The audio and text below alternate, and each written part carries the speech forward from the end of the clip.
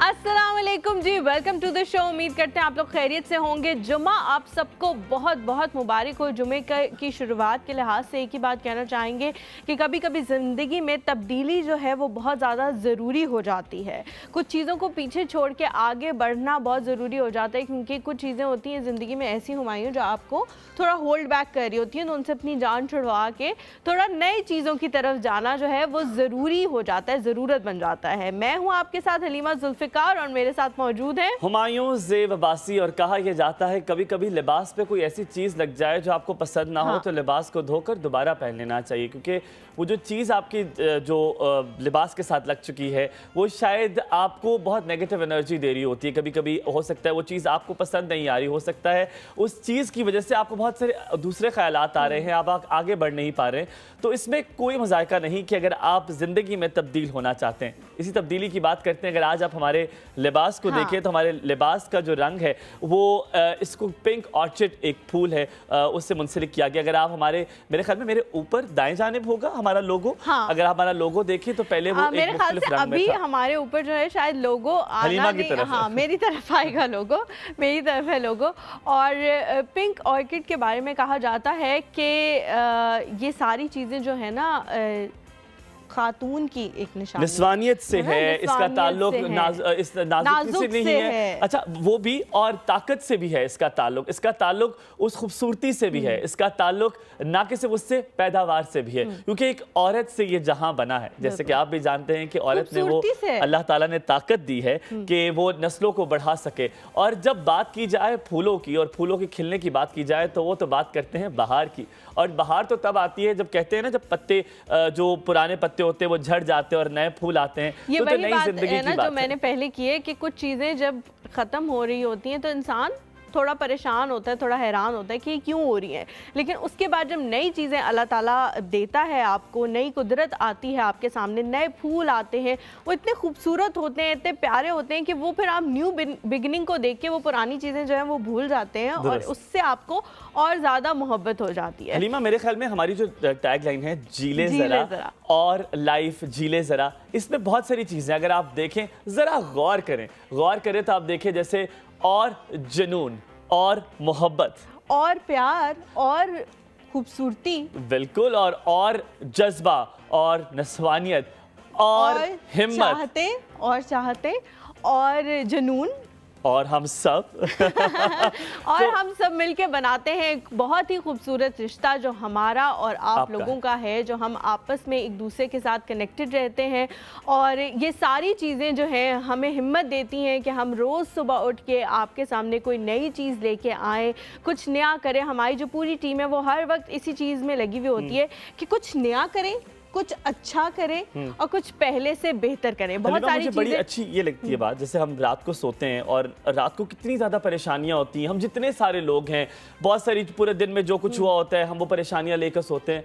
यकीन मानिए जब सुबह उठते हैं और जब पहली आंख खुलती है तो वो कोई परेशानी आपको याद नहीं होती, आपको कुछ याद नहीं होता, क्योंकि अल्लाह ताला ने ये निज़ाम ऐसा बनाया है कि एक नए दिन की शुरुआत होती है। तो आज एक नए दिन की शुरुआत करते हैं हमारे एक नए लोगों से। आपको दिखाएंगे कि हमारा नया लोगो क्या है। आए आपको बताते हैं कि अगर आप परेशान हैं, अगर आप सोचते हैं ज़िंदगी में आपने कुछ नहीं किया, अगर आपको लगता है कि वो हिम्मत, जुनून, प्यार, मोहब्बत, एहसास सब खत्म हो गए, तो आए जी ले ज़रा। लोगों दिखाते हैं।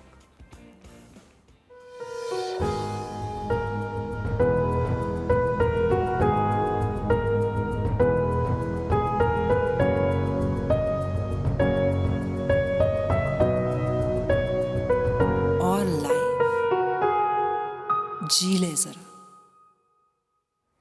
और लाइफ जी ले जरा। और उसकी जो पीछे जो ट्यून बन रही है ना वो और भी ज़्यादा खूबसूरत लग रही है, उससे और भी ज़्यादा आपको सूदिंग इफेक्ट आ रहा है। कुछ चैनल से हम लोग भी एज ए व्यूअर जब देखते हैं तो थोड़ी देर बाद उनसे घबराहट होना शुरू हो जाती है कि चेंज कर लें। लेकिन मेरे ख्याल से और की स्क्रीन माशाल्लाह से इतनी स्मूथ है, इतनी सटल है कि आपको कभी ये फीलिंग नहीं आएगी कि आप इसलिए चेंज कर दें क्योंकि आपको थोड़ा नॉइज़ फील हो रही है या आपको ये फील हो रहा है कि मुझे अब थोड़े सुकून की ज़रूरत है। और के प्रोजेक्ट्स के बारे में आपको बताएं, पहले भी भी बहुत सारे ऐसे प्रोजेक्ट्स, न्यू आइडियाज़ हम लेके आए थे। वैसे बहुत सारे लोग तो आइडियाज़ के बारे में भी कहते हैं कि कहीं ना कहीं से रेप्लिकेट ही हुआ होता है, लेकिन हम कहते हैं ना, नकल के लिए भी अकल की ज़रूरत होती है। तो जब भी आप किसी के अच्छे आइडिया को रेप्लिकेट करते हैं तो उसमें अपना भी कुछ फ्लेवर जो है वो डालते हैं। तो इसी तरह से और के सारे प्रोजेक्ट्स आए थे, और इस दफ़ा जो ड्रामाज आ रहे हैं और के जिस तरह के उसमें कैरेक्टर्स आ रहे हैं, वही मोनोटोनस स्टोरीज़ को तोड़ा गया है, उनसे जान छुड़ाई गई है, लव ट्रायंगल और इस तरह की चीज़ों से, और बहुत न्यू चीज़ें जो हैं वो इस दफ़ा हमारी स्क्रीन पर हलीमा। और हमारे आप देखेंगे बहुत जल्द ही आप हमारे नए ड्रामे जो हैं वो आपकी स्क्रीन पर आएंगे। हम एक नया कॉन्सेप्ट लेकर आ रहे हैं, ना कि सिर्फ नया कॉन्सेप्ट, बल्कि हम चाहते हैं कि हर इंसान जो घर बैठा है वो अपनी हिम्मत, जोश, जुनून, जज्बा, प्यार, मोहब्बत को दोबारा जगाए, दोबारा जी ले। ज़रा आपको दिखाते हैं कि हम अब कौन से प्रोजेक्ट्स आपके सामने लाने जा रहे हैं, और ये दुनिया जो और की बदलने लगी है, ये और क्या है।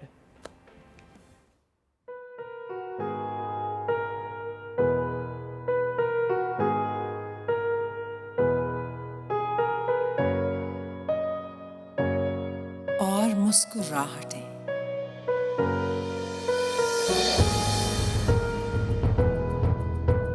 और चाहतें,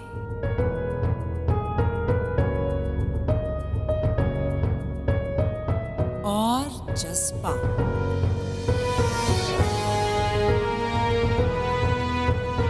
और जुनून,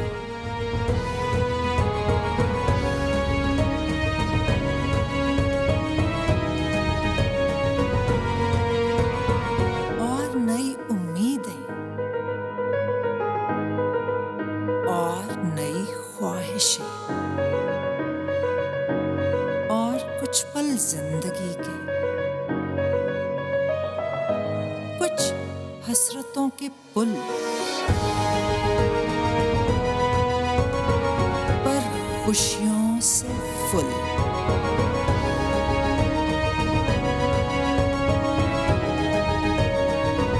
और लाइफ जी ले जरा। क्या बात है, मुझे इतना मजे का लगता है जिसमें कहा जाता है कि जी ले जरा, क्योंकि कभी कभी हम लोग जीना भूल जाते हैं। कभी कभी ऐसे होता है कि कुछ ऐसे पुल होते हैं जिनसे हम गुजर के जा रहे होते हैं, और वो पुल हमारे लिए बड़े मुश्किल होते हैं, और हम चाहते हैं कि वो भी साथ जुड़े रहें। हम अक्सर क्योंकि कुछ चीज़ों को अपने से अलग नहीं करना चाहते, लेकिन कभी कभी ये सही भी होता है कि जो पुराने पुल होते हैं, जो पुरानी यादें होती हैं, उन्हें आग लगाकर, उन्हें ख़त्म कर कर, उनकी वो कहते हैं ना एशेस बनाकर, आपको नए पुलों पर सफ़र करना चाहिए। ज़िंदगी में नए तरह जीना चाहिए, एक नए तरीके से, एक नए जोश से, एक नए बलबले से थोड़ा सा दोबारा जी लीजिए। अच्छा, आपने देखा है हुमायूं, जो हमारा ये सारा हमने दिखाया कि प्रोजेक्ट्स क्या क्या आ रहे हैं, कौन कौन से ड्रामाज आ रहे हैं, उसमें एक शख्सियत आप लोगों ने देखी, सुहेल असगर साहब की, जो जिनका ज़िंदगी का जो लास्ट प्रोजेक्ट था वो और के साथ था, और उसके बाद वो इस दुनिया से रुखसत हो गए। अल्लाह ताला उनके दर्जात को बुलंद करे, उन्हें जन्नतुल फिरदौस में आला मकाम अता करे। और लेकिन हम लोगों ने एज ए ट्रिब्यूट उनके ये क्लिप्स जो हैं वो वहाँ पे रखे हैं। उस ड्रामे को उसी तरह से कंटिन्यू किया गया है जिस तरह से उनकी ज़िंदगी में वो स्क्रिप्ट था, क्योंकि बहुत ज़्यादा मुश्किल हो रहा था ना कि जब वो यहाँ से चले गए, दुनिया से चले गए हलीमा, तो वो जैसे कि आपने फरमाया, वो अपने खालिक की हकीकी से जा मिले, और अल्लाह ताला उन्हें आला मकाम अता फरमाए, और हमारी बहुत सारी दुआएं उनके लिए हैं। उनको ट्रिब्यूट देने के लिए यकीनन आप हमारी दाएं जानिब देख भी रहे हैं कि उनके जो प्रोजेक्ट जो और के साथ था। लेकिन मज़े की बात पता है मुझे अपने चैनल की क्या लगती है? मुझे इसका नाम बड़ा मज़े का लगता है, क्योंकि इसमें कोई फुल स्टॉप नहीं है। इसमें जिंदगी में एक और उम्मीद है, कंटिन्यूटी है। हाँ, क्योंकि जब भी हम कोई चीज कहते हैं ना, जब भी कोई जुमला करते हैं, अगर उसको कंप्लीट नहीं करना तो हम और ये भी, इसका मतलब है कि जिंदगी कभी फुल स्टॉप का नाम नहीं है। खुदा ना खास्ता जिंदगी में कुछ ऐसा वैसा चल रहा है, अगर आज आपको लगता है कि उफ मेरे साथ इतनी परेशानियां, पिंक जो ऑर्किड है, जो फूल है, वो यही बताता है कि एक नई उम्मीद है, एक नया जोश है, एक नई जिंदगी है, तो सब कुछ जो है वो दोबारा शुरू हो सकता है। इंशाल्लाह ये सारी चीज़ें दोबारा शुरू होंगी। ये उम्मीद आपको दिलाने का मकसद ये भी है कि ज़िंदगी में हमें पता है कि बहुत सारी परेशानियां होती हैं, लेकिन कभी कभी एक थोड़ा सा आपको चाहिए होता है, एक ब्रेक चाहिए होता है उन सारी चीज़ों से, और वो ब्रेक अगर अच्छा आपको मिल जाए तो फिर आप दोबारा से वो तवानाई आपके अंदर आ जाती है कि आप उन मसाइल से। और इसी जो हमने बड़े मेलोडाउन आपको सारी चीज़ें बताई, अब हम आ रहे हैं क्योंकि हम जी रहे हैं थोड़ा सा और जी लेडीज एंड जेंटलमैन, आपको कहेंगे एक और सब में, क्योंकि अब हमने भी चेंज कर दिया लोगो, हमने भी सब कुछ चेंज कर दिया, तो हम भी एक शोर वलवले के साथ आपके साथ आएंगे। एक अच्छी उम्मीद, एक अच्छी खबर है जनाब। वो अच्छी खबर ये है कि बिपरजॉय जो है वो थोड़ा सा दूर है। ये कहा जा रहा है कि अल्हम्दुलिल्लाह पाकिस्तान के जो साहिली पट्टी है उस पर नुकसान नहीं पहुंचाएगा इंशाल्लाह ताला, ये अंदेशे। लेकिन अभी भी जो NDMA है उसने कोई जो प्रिकॉशनरी मेजर्स हैं उसको नहीं उठाया, खत्म नहीं किया। ये कुछ साहिली पट्टी जो वाले सभी भी नाफिज है उसी तरह से जिस तरह से पहले थी। लेकिन हुमायूं, आपने देखा था कि जब ये साइक्लोन आ भी रहा था तब भी लोग बड़े अच्छे थे। वो यही कह रहे थे कि वहाँ पे क्योंकि अब्दुल्ला शाह गाजी का मज़ार है तो कभी भी वहाँ पे पानी नहीं आता। और केटी बंदर में जो है वो आपको ये भी बताता चलूं कि जो केटी बंदर है वहाँ पर जो है वो जाना बिल्कुल मना है। वहाँ पे करीब की जितनी भी रोड्स हैं उनको सील कर दिया गया है, केटी बंदर को भी सील कर दिया गया है। जो माहीगीर हैं वो उनको भी मना कर दिया गया है। लेकिन एक कश्ती जो है वो माहीगीरों की वहां पर गई और वो अब तक लापता है, वापस नहीं है। उसमें 8 अफराद मौजूद थे। ये बार बार कहा गया कि ना जाएं, लेकिन मुझे नहीं ये समझ आती कि माहीगीर क्यों, जब ये इंटीमेशन दे दी गई थी, ये इतला दे दी गई थी कि ये एक साइक्लोन आने वाला है, एक तूफान आने वाला है, फिर भी गए। और अब नकल मकानी काफ़ी सारी हो गई है। 82,000 लोग मकानी कर चुके हैं साइली पट्टियों से और वो अब एक महफूज मकाम पर पहुंच चुके हैं। बिपरजॉय के बारे में जो है वो इंशाल्लाह ताला इंडिकेशन जो है 16 तारीख तक जो आ जाएगी कि वो इंशाल्लाह ताला वो चला जाएगा। लेकिन गुजरात में उसने बड़ा नुकसान पहुंचाया है। वहाँ पे आंधी तूफान बहुत ज़्यादा है, वहाँ पे बहुत सारी हलाकतें भी हुई हैं। अल्लाह ताला से दुआ है कि अल्लाह ताला इस आफत से, ज़मीनी आफत से हमें अल्लाह ताला महफूज रखे। ना कि सिर्फ हमें, हम हमेशा कहते रहे, हमारे पड़ोसियों को भी अल्लाह ताला अपने हिफ्ज़ व अमान में रखे। जो अपडेट ये है कि अभी तक पाकिस्तान के, वो कहता हो सकता है उससे बड़ा शार्प टर्न ले लिया है, पाकिस्तान से दूर है, वो पाकिस्तान की तरफ नहीं आएगा। लेकिन अगर आप मौसम देखें तो बहुत तब्दीली आ रही है तेज़ी से पाकिस्तान के बहुत सारे शहरों में मौसम की, जिसमें हल्की हल्की बारिश भी हो रही है। ना कि सिर्फ ये, बल्कि आप देख रहे हैं कहीं पे काले बादल भी छाए हुए हैं। लेकिन गुजरात में बहुत गहरे बादल हैं, जो कि भारत का गुजरात है, वहाँ बहुत गहरे बादल हैं। वहाँ पर तूफ़ान और आंधी भी आई है, बहुत सारे जो सामान है लोगों का वो भी उस आंधी की जो नज़र हो गया। लेकिन पाकिस्तान में कराची की साहिली पट्टी में जो लहरें हैं उनमें बहुत ज़ोर और शोर पाया जा रहा है और उस वजह से जो जगहें हैं उनको सील कर दिया गया है मुकम्मल। अल्लाह ताला हम सबको अपने हिफ्ज़ ईमान में रखे। अल्लाह ताला सबको, जिस तरह हुमायूं ने कहा कि ना सिर्फ हमें बल्कि हमारे पड़ोसियों को भी अपने हिफ्ज़ ईमान में रखे और ये जो लहरें आ रही हैं ये इसी तरह से थम के वापस चली जाएं। अगली खबर की तरफ बढ़ते हैं जी। यूनुस खान के हवाले से खबर है, क्योंकि आने वाला है वर्ल्ड कप, तो सारे जो क्रिकेटर्स हैं उनकी बहुत ज़्यादा इस इवेंट पर आइज़ हैं कि किस तरह से पाकिस्तान परफॉर्म करेगा, क्योंकि लास्ट कुछ ऐसे से पाकिस्तान की टीम बहुत ही ज़्यादा अच्छा परफॉर्म कर रही है। यूनुस खान वो हमारे आखिरी कप्तान थे जिसकी सरबराही में हमने T20 वर्ल्ड कप जो है वो जीता था 2009 में। उसके बाद हमने एक दफ़ा एशिया कप जीता है, मेरे ख्याल से गालबन सरफराज की, या चैम्पियंस ट्रॉफी जीती है, इन दोनों में से कोई एक चीज़ है, चैम्पियंस ट्रॉफी है मेरे ख्याल से। सरफराज उस वक्त कैप्टन थे, लेकिन हमने ना T20 वर्ल्ड कप जीता और ना ही हमने कोई ODI वर्ल्ड कप जीता जब से इमरान खान साहब गए थे। तो ये दो हमारे ऐसे कैप्टन हैं जिनकी सरबराही में हमने वर्ल्ड कप जीते हैं। तो इस वजह से उनकी राय को बहुत ज़्यादा अहमियत दी जाती है, क्योंकि समझा जाता है कि वो बहुत ही ज़्यादा कीन ऑब्जर्वेशन रखते हैं क्रिकेट के हवाले से। तो यूनुस खान का ये कहना है कि हमारी टीम क्योंकि लास्ट कुछ अरसे से बहुत ज़्यादा परफॉर्म कर रही है और अब हमारी टीम में ऐसे इंडिविजुअल्स हैं जो मैच विनर्स हैं, जो सिर्फ जो है खाली अपनी ओन पे मैच को जितवा सकते हैं। बॉलर्स भी हमारे पास, फास्ट बॉलर्स उन्होंने कहा है बहुत अच्छे मौजूद हैं और इस तरह के हैं कि 4-4, 5-5 विकेटें एक इंसान लेने वाला है। और इसी तरह से दूसरी साइड पे अगर हम देखें तो हमारे पास बैट्समैन जो हमेशा हमारी साइड थोड़ी लो रही है वो भी इस तरह के मौजूद हैं जो भी हमें मैच जितवा सकते हैं। तो उनका ये कहना है कि जी मैं ये समझता हूँ कि ऐसा नहीं है कि पाकिस्तान जो है वो टॉप 4 में ना आए, टॉप 4 में तो हमारी जगह है ही है। उसके बाद देखना पड़ेगा कि हमारे जो मैचेस हैं वो किस टीम के साथ जो है वो होंगे और किस टीम के साथ नहीं होंगे, तो उसके हिसाब से जो है वो पता लगेगा कि पाकिस्तान किस तरह से खेलता है। वैसे हमारे पास जो एस्ट्रोलॉजर आए थे और जितने भी लोगों से हमारी बात हुई है वो यही कहते हैं कि इंशाल्लाह पाकिस्तान का काफ़ी टाइम अच्छा चल रहा है क्रिकेट के हवाले से और उम्मीद है कि ये वाला T20 वर्ल्ड कप जो है वो पाकिस्तान के ही नाम रहेगा। ये मैं थोड़ा सा जो ही पे इतना जोर हलीमा ने लगाया ना, मुझे नहीं समझ आता क्यों लगाया गया। अच्छा मैं आपको ये बताऊँ, ये यकीनन ODI है हलीमा, क्योंकि जब भी हाँ आप जज्बात में हो जाते, क्रिकेट आपकी इतनी करीब है, इतनी मोहब्बत है आपको कि आप जज्बात में बह जाती है। लेकिन मैं आपको अगली खबर की तरफ जाता हूँ। मैं जब इसके बारे में पढ़ रहा था, रिसर्च कर रहा था, मैं शायद इमोशनल हो जाऊँ।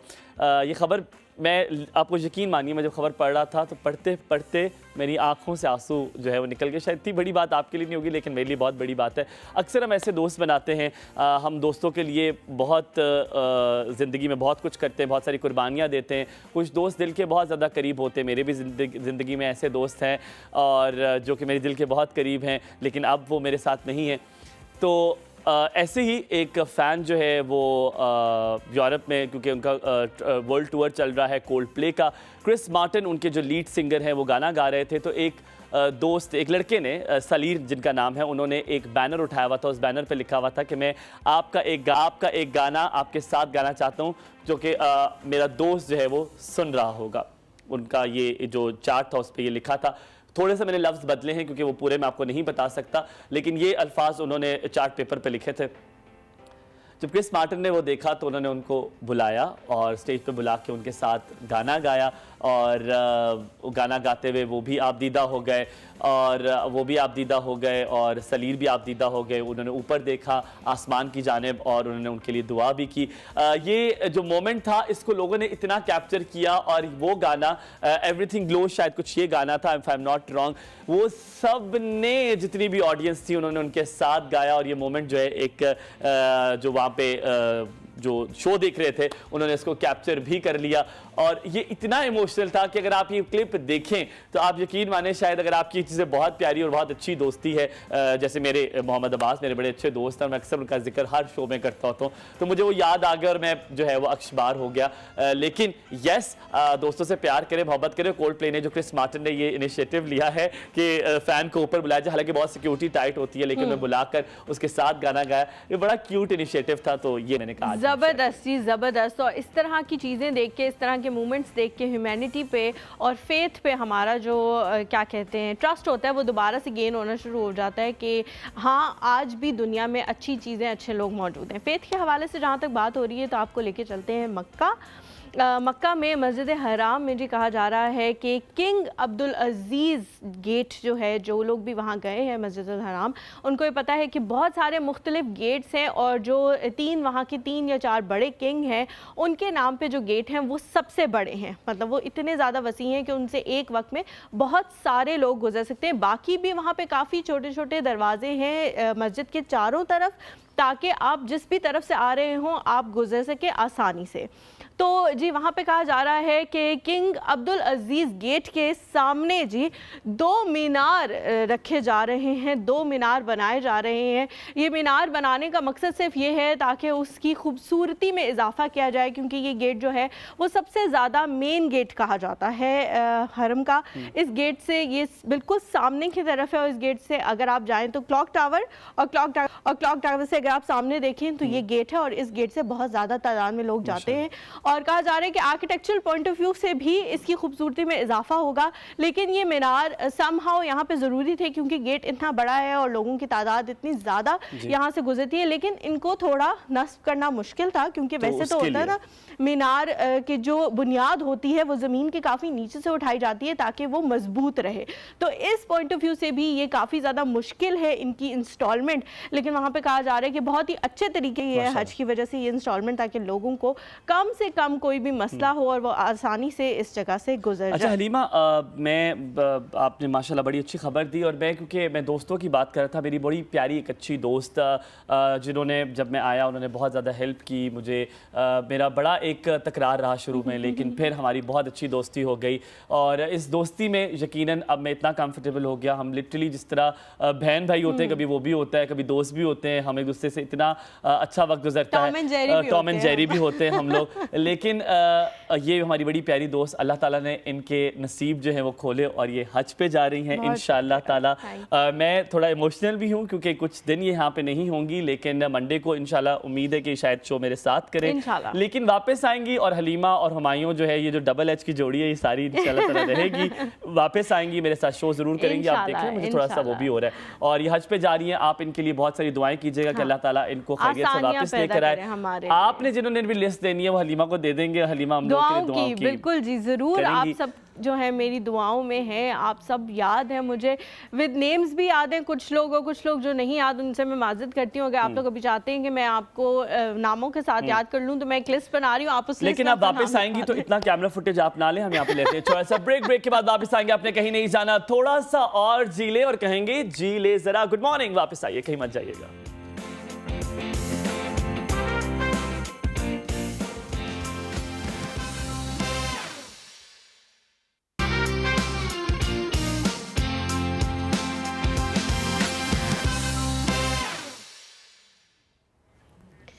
जी welcome back to the show. उम्मीद करते हैं आप लोग खैरियत से होंगे। हुमायूं, चाय पे सारा फोकस है हुमायूं का इस वक्त, और किसी जी चीज़ की आपकी उनको तरह नहीं परवाह फूके नहीं मारता है। हूं, आप तो मतलब लिटरली लाइव हलीमा ऐसे फूके मारती। या उसके ऊपर एक मेरी कॉफ़ी होती है ना, उसके ऊपर एक बहुत बड़ी झाग की तय आ जाती है, तो वो थोड़ी हटानी होती है। यार वो क्या पहाड़ है, अब पता है कैसी फूक होती है ऐसे। देखिए आप मुझे यार मत करें, तमीज़ से बात करें मुझसे। अब पहले ही मैंने आपको अपने सूट का कपड़ा दिया है, आपका जो है ना ये आपके उसके लिए है ना, कुर्ते के लिए। अच्छा जी, हम लोग बात करते हैं मेंस मेंटल हेल्थ के हवाले से। ये पूरा महीना जो है जून का ये मनाया जाता है, मुझे खुद भी बहुत अच्छा लगता है क्योंकि इसी महीने में फादर्स डे भी होता है, तो मेंस की भी मेंटल हेल्थ के हवाले से थोड़ी सी बात होनी चाहिए। हम जब भी बात करते हैं हमेशा ख़वातीन की बात करते हैं। मुझे लगता है कि ये एक ऐसा तबका है जो जिसको केटर नहीं किया जाता, जिनकी मेंटल हेल्थ के हवाले से बात नहीं की जाती। बहुत सारे मर्द ऐसे होते हैं जो अपने आप को भुला देते हैं, लिटरली अपने आप को भुला देते हैं पैसा कमाने के लिए। उनकी कोई लाइफ नहीं होती, उनकी कोई पर्सनल लाइफ नहीं है, लेकिन फिर भी वो एप्रिसिएशन हम उनको नहीं दे पाते जो उनको मिलनी चाहिए। तो मेरे ख्याल से आज हम अपने इस प्लेटफॉर्म से मेंटल हेल्थ की तो बात करेंगे ही, लेकिन फिर भी हम उन्हें अप्रिशिएट भी करेंगे कि जिन भी लोगों को उनके घर वाले या माशरा अप्रिशिएट नहीं करता उन्हें हम ये अप्रिशिएट। जुमले आपने पहली बार बोले होंगे मुझे लगता है। नहीं, मैं हमेशा मेरी ज़िंदगी में जितने मर्द हैं, अल्लाह का शुक्र है, वो इतने अच्छे मर्द हैं। चाहे मेरे बाबा हों, चाहे मेरे हस्बैंड हों, चाहे मेरे फादर इन लॉ हों, चाहे मेरे भाई हों, चाहे मेरे कोलीग्स हों, चाहे मेरे बहनोई हों, मैंने उनसे अच्छे मर्द अपनी ज़िंदगी में नहीं देखे। और मुझे लगता है कि मर्द बहुत अच्छे होते हैं। कभी कभी हालात कुछ इस तरह के हो जाते हैं, गुस्से के तेज होते हैं, लेकिन मैंने उनसे अच्छे मर्द नहीं देखे। जितने भी मर्द सब जितने भी यहाँ बहुत सारे मर्द हैं, इज्तिमाई तालियां बजाएं। Thank you. इस पे हमने इस्तेमाल किया। जी अब आपको इंट्रोड्यूस कराएंगे, जनाब हमारे पास मौजूद हैं, क्योंकि मेंटल हेल्थ के बारे में बात की, क्योंकि हम लोग बहुत सारी चीज़ें जो है, ये मैं क्योंकि एज अ मर्द कह रहा हूँ, हम लोग चीज़ें छुपा लिया करते हैं, क्योंकि एक टैबू भी ये है कि हमने ये बात किसी को नहीं बतानी। मैं पहले उनका नाम भी ले लेता हूँ ताकि साथ साथ उनके बारे में बात की जाए। मिस ज़ूबिया ज़ुबैर हमारे साथ हैं, जो कि मारूफ इंटरनेशनल से उनका ताल्लुक है। मेंस मेंटल हेल्थ के वाले से बात करेंगे। साइकोलॉजिस्ट भी हैं और आपका बहुत साइकेट्रिस्ट भी हैं, आपका साइकोलॉजिस्ट हैं और साइकोथेरेपिस्ट हैं। आपका बहुत बहुत शुक्रिया आने के लिए। अस्सलाम वालेकुम, गुड मॉर्निंग, क्या हाल चाल है? वालेकुम अस्सलाम and thank you so much for having me in your show first of all. And I have to say कि आप दोनों के नाम मुझे बहुत अच्छे लगे, Halima and Humayun. So that's very well coordinated, I think आप लोगों का है पूरा सीन। ये हमने बाद में रखे हैं, उन्होंने कहा था कि नाम इस तरह से होने चाहिए। आपका बेहद शुक्रिया। और हम जब बात कर रहे थे, आप इस बात की यकीनन आप इस बात से वाकिफ़ होंगी कि मर्द को ये टैबू है कि अपनी परेशानी बतानी नहीं है, मर्द रोता नहीं है। अपनी परेशानी हम इसलिए भी नहीं बताते कि घर में ख़वातीन माशाल्लाह अपनी इतनी बता देती हैं कि आपको अपनी छोटी लगने लगती है, कि आपको लगता है मेरी तो कोई परेशानी ही नहीं है, मसले तो इनके साथ ज़िंदगी में है। माँ भी बताती है, बेटी भी बताती है, बहन भी बताती है, दोस्त अहबाब सब बताते हैं, लेकिन आपके अपने मसले आपके अंदर ही दबे रह जाते हैं और वो फ्रस्ट्रेशन आपकी बहुत जगहों पे निकलती है, जिसके लिए हम जिम चले जाते हैं, हम बहुत सी एक्टिविटीज़ में जाते हैं ताकि वो फ्रस्ट्रेशन निकल सके। आपसे सवाल, सबसे पहला बुनियादी सवाल यही बनता है कि मर्द के लिए क्या ये दबाना ठीक है किसी हद तक? क्या स्टेमिना हमारे पास ज़्यादा होता है? क्या कोई कुव्वत है? जैसे ख़वातीन को कहते हैं बर्दाश्त करने की कुव्वत ज़्यादा होती है, तो क्या हमारे अंदर भी कोई ऐसी कुव्वत अल्लाह ताला ने दी है? देखिए, थैंक यू सो मच। इसको मैं स्टार्ट करूँगी, I will take it from where you left it, कि हमारे यहाँ, और ये सिर्फ हमारे यहाँ एशिया में नहीं है, ऑल ओवर द वर्ल्ड ये एक टैबू है फॉर मैन टू क्राई। हम बच्चों को जब पालते हैं हम ऐसे ही कहते हैं, boys don't cry like girls, so it's something we associate to girls. तो हम अपने जो मेल्स एंड फीमेल्स को ना बॉक्सेस में बंद कर देते हैं और उन्हीं बॉक्सेस में फिर भी एक्सपेक्ट कि सारी ज़िंदगी वो गुजारें। अब इससे ये होता है, देखिए आप इमोशंस तो अल्लाह ताला ने मर्द को भी दिए हैं, औरत को भी दिए हैं, एग्जैक्टली वही इमोशंस दिए हैं। Culturally we actually condition our children in such a way कि वो उन इमोशंस को डिफरेंटली उनके साथ बिहेव करते हैं। अब बॉयज़ जो होते हैं, चाहे जितना भी ज़्यादा दुख हो, कोई ग्रीफ हो, डेथ हो जाए, कुछ हो जाए खुदा ना खास्ता, तो उसको बहुत डिफरेंटली लेते हैं। ठीक है, वो रोएंगे नहीं, रोएंगे भी तो छुप के रोएंगे। I mean, okay, fine. Culturally, it's not acceptable, but that is a very natural emotion which a man also feels. And a woman is more allowed to kind of वो express ज़्यादा करती है। I'm so sorry, मैं अंग्रेजी में बीच में shift हो जाती हूँ। मैंने आपको दिखा दिया इसलिए उर्दू प्लीज। So ऐसा है कि ख़वातीन ज़्यादा एक्सप्रेसिव होती हैं, मर्दों को सिखाया ही नहीं जाता। अब इससे ये होता है कि वो अपना जितना भी गुस्सा होता है, जितना भी रेज होता है, अपने अंदर वो दबाते वो भरते ऐसे होता है, फिर वो वोल्केनो की तरह एकदम निकलता है। मैं आपकी बात में ऐड करूँगा, वही फिर डोमेस्टिक वायलेंस बनता है। एब्सोल्युटली। और देखिए उसमें और भी कुछ वजूहात होती हैं, बचपन के ट्रॉमास होते हैं, बचपन का ग्रीफ होता है, बहुत सारी चीज़ें।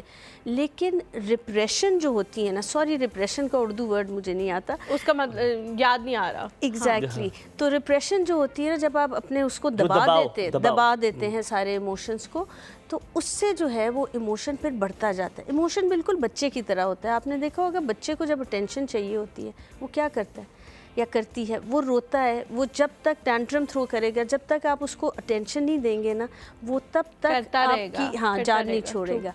तो वो इसी तरह इमोशन होता है, जब तक वो निकलता नहीं वो अंदर बैठा रहता है। अच्छा मैम, ये तो हम लोग बात कर रहे हैं मेंटल हेल्थ के हवाले से, लेकिन बहुत ज़्यादा ये चीज़ें असरअंदाज होती हैं आपकी फ़िज़िकल हेल्थ पे भी। मर्दों को हाई ब्लड प्रेशर का मसला बहुत अर्ली स्टेज में शुरू हो जाता है, हार्ट डिजीज़ बहुत अर्ली शुरू हो जाती हैं, और 99% जो कहा जाता है कि हार्ट अटैक्स मर्दों को आते हैं, उसकी भी रीज़न बेसिकली यही है कि क्योंकि वो स्ट्रेस को एक्सप्रेस नहीं करते, अपने अंदर से निकालते नहीं है, वो चीज़ उनके दिल पे असर करती रहती है, और एक टाइम आता है जिस तरह आपने कहा कि वोल्केनो की तरह वो फटता है, तो उसको चले हम एक हार्ट अटैक का नाम दे देते हैं कि वो एक फॉर्म है उसकी। क्या वजह है कि हम लोग अभी तक 21वीं सदी आ गई है, इतने एडवांस हो गए हैं अल्हम्दुलिल्लाह पूरी दुनिया, लेकिन हम इन मिथ्स को नहीं ब्रेक कर सके और हम इस चीज़ से आगे नहीं बढ़ सके कि अगर हमारा भाई या हमारे बाबा रो रहे हैं तो हमने उनका सहारा बनना है। कभी हम भी तो उनका सहारा बने, जब हम रोते हैं तो शोल्डर मेरे ख्याल में काफी होगा, ना कि एक ताना मारते हुए जाए यार मर्द नहीं, मतलब हमारी जब भी कोई लड़की रोती है तो उसको जो है वो फौरन गले से लगा लेते हैं, उसके भाई, उसके बाबा, उसके शौहर हमेशा उनको अपने अंदर छुपाने की कोशिश करते हैं कि ये हमारे लिए साथ लिपट के रोए, लेकिन हम वो वाइस वर्सा नहीं करते। तो ये क्या वजह है, कौन सा वो पॉइंट आएगा जब हमें एज लड़कियां भी एहसास होगा या एज विमेन एहसास होगा कि हमने भी कभी उनको अपने अंदर छुपाना है, एहसास देना है कि हम आपके साथ मौजूद हैं इस मुश्किल वक्त में। देखिए इसमें जो माँ होती है ना, उसका बहुत बड़ा रोल होता है, क्योंकि बच्चे की सारी ट्रेनिंग वालदा ही करती है।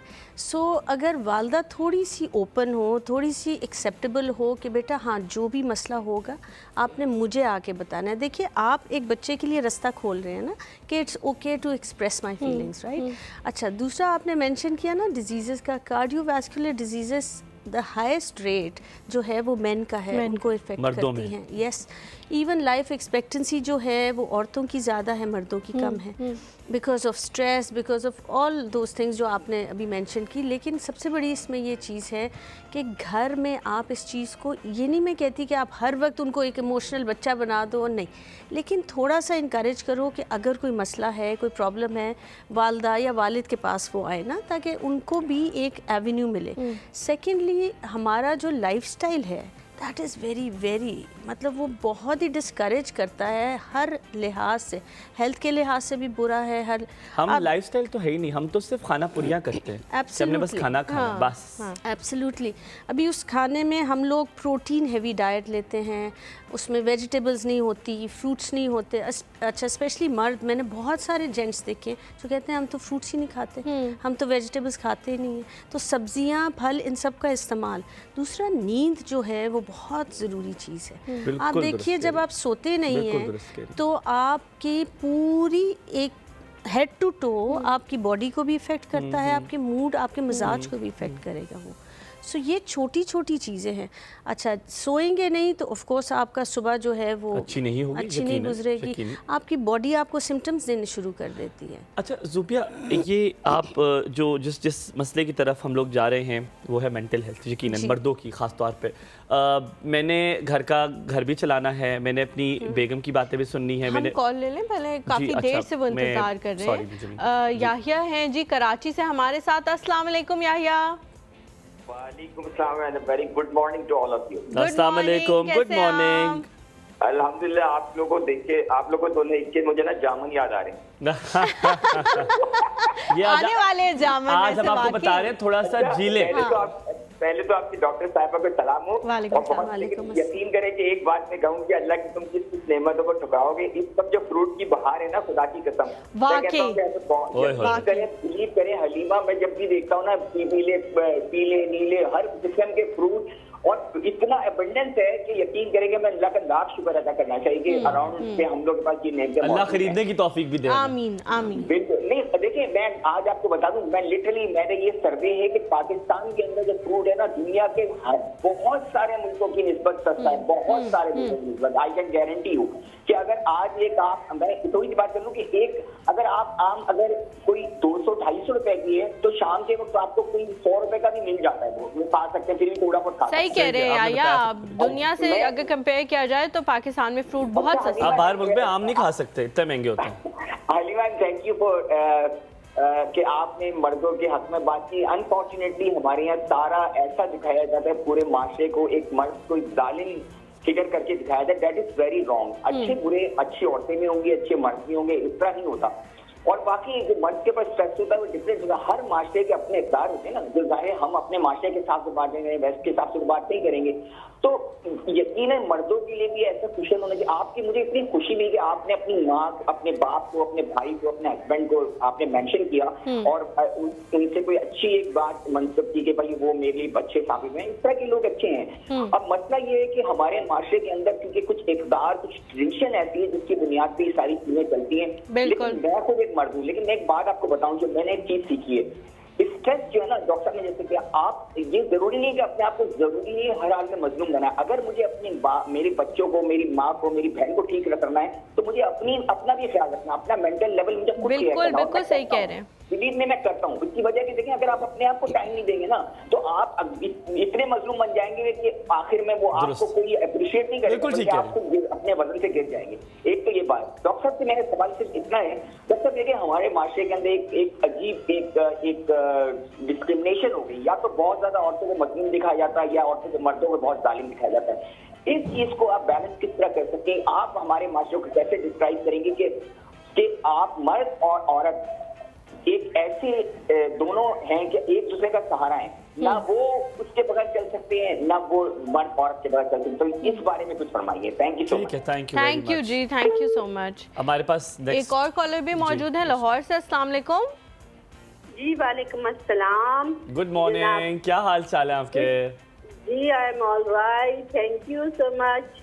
आपका बहुत अच्छा प्रोग्राम है, बहुत लेकिन शुक्रिया। मेरा एक बहुत इम्पोर्टेंट क्वेश्चन है। जरूर जरूर अर्ज अकॉर्डिंग टू करें। योर, जी मैं single parent, I have got one son और अल्हम्दुलिल्लाह ही इज मैरिड नाउ। लेकिन अनफॉर्चुनेटली जो मेरी बहू थी, she belongs to joint family और शादी के बाद वो इतनी एग्रेसिव हो जाती थी और हर वक्त लड़ाई झगड़ा घर में, मुझे तलाक दे दो, मैंने शादी नहीं करनी थी। तो 6 मंथ्स ऐसे गुजरे, शी वॉज प्रेगनेंट और घर चली गई, बेटा हुआ, फिर 6 महीने के बाद आई और now she is living in a separate home. लेकिन द थिंग इज कि हम कहते हैं कि जी मर्द, लेकिन यहाँ पे अब ऐसी भी सिचुएशंस हैं, आई हैव सीन के ख्वातीन भी जो है, बच्चियां जो हैं आजकल वो बिल्कुल भी बर्दाश्त नहीं है, मैनर्स नहीं है। अब देखिए मैंने भी जिंदगी गुजारी है। मैडम दो चीजें क्लियर कीजिएगा, दो चीजें क्लियर कीजिएगा। एक आप कह रही हैं वो अलग रहती हैं, वो अपने खावन के साथ अलग शिफ्ट होगी, और वो आपने कहा वो बिलोंग करती है जॉइंट फैमिली से, तो वो पहले अपने घर में, मतलब उनकी जॉइंट फैमिली थी। मैं सिर्फ ये पूछना चाह रहा था। जी उनकी जॉइंट फैमिली थी, लेकिन मुझे उनकी जॉइंट फैमिली के बारे में इतना ज्यादा पता नहीं था। ठीक है। मेरा इतना आना जाना नहीं था। और अभी वो अपने लेकिन शौहर के साथ शादी- अलग रहती हैं? वो अलग रहती है, लेकिन अभी भी बच्चों के साथ, बच्चे तो पहले बच्चों को नहीं आने देती थी, अब बच्चे कभी कभार आए तो बताते हैं, वो बच्चों को मारती हैं। और अब बच्चे भी बहुत अग्रेसिव बहुत ज़्यादा हो जाते हैं। बच्चा नेचुरली वो टॉलरेट नहीं करते हैं कि हमारी पिटाई हो बिला वजह, तो उससे मेरा बेटा भी बहुत परेशान होता है। मुझसे वो मेंशन नहीं करता, but she is but because of my बहू, बेटे पे भी इतना ज़्यादा मेंटल प्रेशर होता है, तो यकीनन, I am really feeling so bad कि मैं कहाँ से हेल्प लूँ। या मैं खुद जॉब करती थी, I was vice principal with special children, मैंने 24 years जॉब किया है। अच्छा, लेकिन माशाल्लाह। इस सिचुएशन में मैं आ गई हूँ जस्ट फॉर वन पर्सन ठीक है, पर्सनैलिटी। अभी हम इस बारे में बात करते हैं। आपका बड़ा जेन्युइन मसला है। बहुत शुक्रिया कॉल करने के लिए। आपसे Thank यहीं you। से शुरुआत करें उनका सवाल, फिर हम यहिया के सवाल की तरफ जाएंगे। वो यही कह रही हैं कि फिर तो मेरे ख्याल में सबसे पहले साइकोलॉजिस्ट के पास खवातीन को जाना चाहिए ताकि वो मर्दों को True, स्ट्रेस ना दें, true। क्योंकि देखिए ये तो दो पहिए हैं, इसी से तो गाड़ी चलती है। अगर एक पहिया लड़खड़ाने लगेगा दूसरे पहिए पे यकीनन असर पड़ेगा। अर्ज ऑफ कीजिए। Course I totally agree. देखिए इसमें ये है थोड़ा सा जो हमारे फैमिली सेटअप है ना, वो ज़रा कॉम्प्लिकेटेड है, क्योंकि हम लोग देखिए जब एक बहू भी या कोई भी लड़की आती है एक घर में, वो एक अपनी फ़र्क अपब्रिंगिंग लेके आती है, उसका तौर तरीका, उसका रहना सहना, हर चीज़ फ़र्क होती है, आदात सब कुछ मुख्तलिफ होता है। एग्जैक्टली। अब हम एक्सपेक्ट करते हैं कि वो हमारे मुताबिक हो जाए फ़ौरन सेकंड डे ऑफ मैरिज। अब दिस इज़ नॉट पॉसिबल। देखिए थोड़ा सा आपने हर इंसान को एक थोड़ी सी Space स्पेस देनी देनी है। होती है, थोड़ा सा टाइम देना होता है, हर एक को थोड़ा टाइम लगता है। हमारी एक्सपेक्टेशंस इतनी ज़्यादा होती हैं ना कि शायद वो एक्सपेक्टेशंस का बोझ अगला बर्दाश्त नहीं कर सकता। और उसमें एक और चीज़ ये है, अब जैसे ये इनका केस था, ये कह रही थी कि जी वो अब अग्रेशन सारी ऑब्वियसली बच्चों पे निकलती है। देखिए ये एक साइकिल बन जाती है, मर्द की अग्रेशन अपनी बीवी पे निकलती है, बीवी की बच्चों पे निकलती है, बच्चों की टॉयज़ पे निकलती है। So it becomes a very vicious cycle. अब इसमें ये है कि बिकॉज वो बच्चों के लेके अलग हो गई हैं, अब ऑब्वियसली दादी हैं तो उनको भी वो होगा कि बच्चे मिलने आए मुझसे, मुझे तो मिले। आई कैन टोटली ज़ुबिया, मैं अंडरस्टैंड। इस कॉन्वर्सेशन को थोड़ा ट्विस्ट करूं। मैं चाह रहा हूं कि उसकी हेल्प हो जाए जो इस प्रॉब्लम में सबसे ज्यादा विक्टिम है। वो मर्द है, वो उनका बेटा है। माँ की भी सुन रहा होगा, वहां से बच्चे भी कह रहे होंगे मामा ये करती है, मामा भी साथ में सुना रही होंगी। और वो ये भी अपनी कह रही मेंटल है हेल्थ के लिए कि बेटा जो है वो मुझसे भी प्रॉब्लम शेयर नहीं करता, कि ये फिर जाहिर है और Exactly। परेशान होंगी मेरी अम्मी भी। तो मैं चाह रहा हूँ कि अब हम उस सोल्यूशन की तरफ जाएं जो विक्टिम, आई एम सॉरी मैं ये वर्ड यूज कर रहा हूँ कि, लेकिन वो मर्द जो कि चारों तरफ से ही उसको घेरा इनपुट हुआ मिल रहा है, है, हाँ। वो कैसे ठीक कर सकता है? देखिए, अब वो अपने इस- आप को इंडिविजुअली कैसे बेहतर कर सकता है? आप एज ए साइकोलॉजिस्ट क्या कहती हैं? देखिए हुमायूं, इसमें ये बहुत ज़रूरी है कि आप एक अपनी, जिसे कहते हैं हम, अंग्रेज़ी का वर्ड है बाउंड्रीज़, अपनी हदूद जो है ना हर रिश्ते में लाइनें ड्रॉ ज़रूरी करें। होती है, हर रिश्ते में, चाहे वो माँ बाप के साथ हो, चाहे वो बहन भाइयों के साथ हो, चाहे वो बीवी के साथ हो, चाहे वो औलाद के साथ हो। हम लोग बाउंड्रीज़ नहीं ड्रॉ कर सकते। अब देखिए जो वालदा का एक रोल है ना, वो रोल बीवी नहीं अदा कर सकती। उनका एक अपना रोल है, वालिद का अपना रोल है, बेगम की एक अपना रोल और अपनी जगह है, औलाद की अपनी जगह है। अब इसको अगर हम थोड़ा थोड़ा डिफ़ाइन कर देना तो उसमें ये होगा, आई नो बाउंड्रीज़ बनाना बहुत मुश्किल है, पर आप देखिए बाउंड्री ना हो तो क्या होता है, इंडिया पाकिस्तान की ना हो, गॉड फॉरबिड, तो क्या होगा, हर वक्त कॉन्फ्लिक्ट होगा ना। तो this is exactly what starts. इसके लिए ज़रूरी भी है। बाउंड्रीज एक्सप्लेन करें, कैसे कर सकते हैं? मैं चाहता हूँ आप इसकी हाँ, वजाहत करें। इसको थोड़ा सा मैं इस तरह से एक्सप्लेन करूँगी कि देखिए, अब आपका अपनी बीवी के साथ एक रिश्ता है, आप चाहते हैं थोड़ा उसके साथ टाइम गुजारें, थोड़ा सा माँ बाप के साथ, तो आप उसको बाइफरकेट करें, उसको डिवाइड ऐसे करें कि आपने थोड़ा टाइम वालिदैन के साथ गुजारना है, थोड़ा बीवी के साथ गुजारना है, और फिर औलाद जब हो जाती है ऑफ कोर्स उनको भी टाइम चाहिए ना। तो आप इस तरह से थोड़ी थोड़ी चीज़ें मैनेज करें। सबसे ज़्यादा मसला होता है ना, वो मैनेजमेंट का होता है इसमें, क्योंकि वो मैनेज नहीं कर पाते। एक इधर खींच रहा है बच्चे अपने मर्द को, एक इधर खींच, तो वो बेचारा या बीच तो में वो ज्यादा इस डगमगाता तरफ होता है या तो वो ज्यादा उस तरफ Exactly। होता या है। वो फिर बीच में सैंडविच बन जाते हैं बेचारा, किसी भी तरफ का नहीं रहता। हम एक ब्रेक लेते हैं, ब्रेक के बाद जब वापस आएंगे मेंटल हेल्थ मर्दों की के हवाले से ज़्यादा बात करेंगे, क्योंकि मेरे ये टॉपिक जो है दिल के बड़े करीब है कि हम इस बारे में बात करें। आप लोगों ने कहीं जाना, हमारे साथ है। Good morning.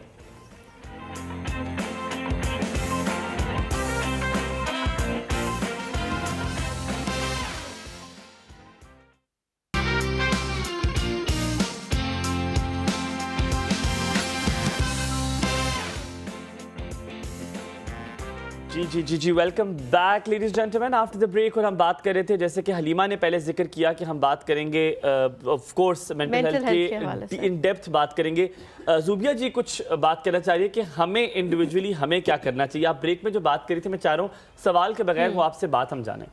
अच्छा, उसमें ये है, देखिए कि सबसे पहले तो मैं ये कहूँगी कि हम एक दूसरे के साथ बहुत ज़्यादा एक्सपेक्टेशंस रखते हैं, तो वो जो एक्सपेक्टेशन होती है ना, उसके बोझ तले ये अगला बेचारा दब जाता है। वो रिलेशनशिप खराब हो जाता है, बिल्कुल, उसके चाहे वो बोझ औलाद हो, चाहे वो हस्बैंड हो, चाहे वाइफ हो।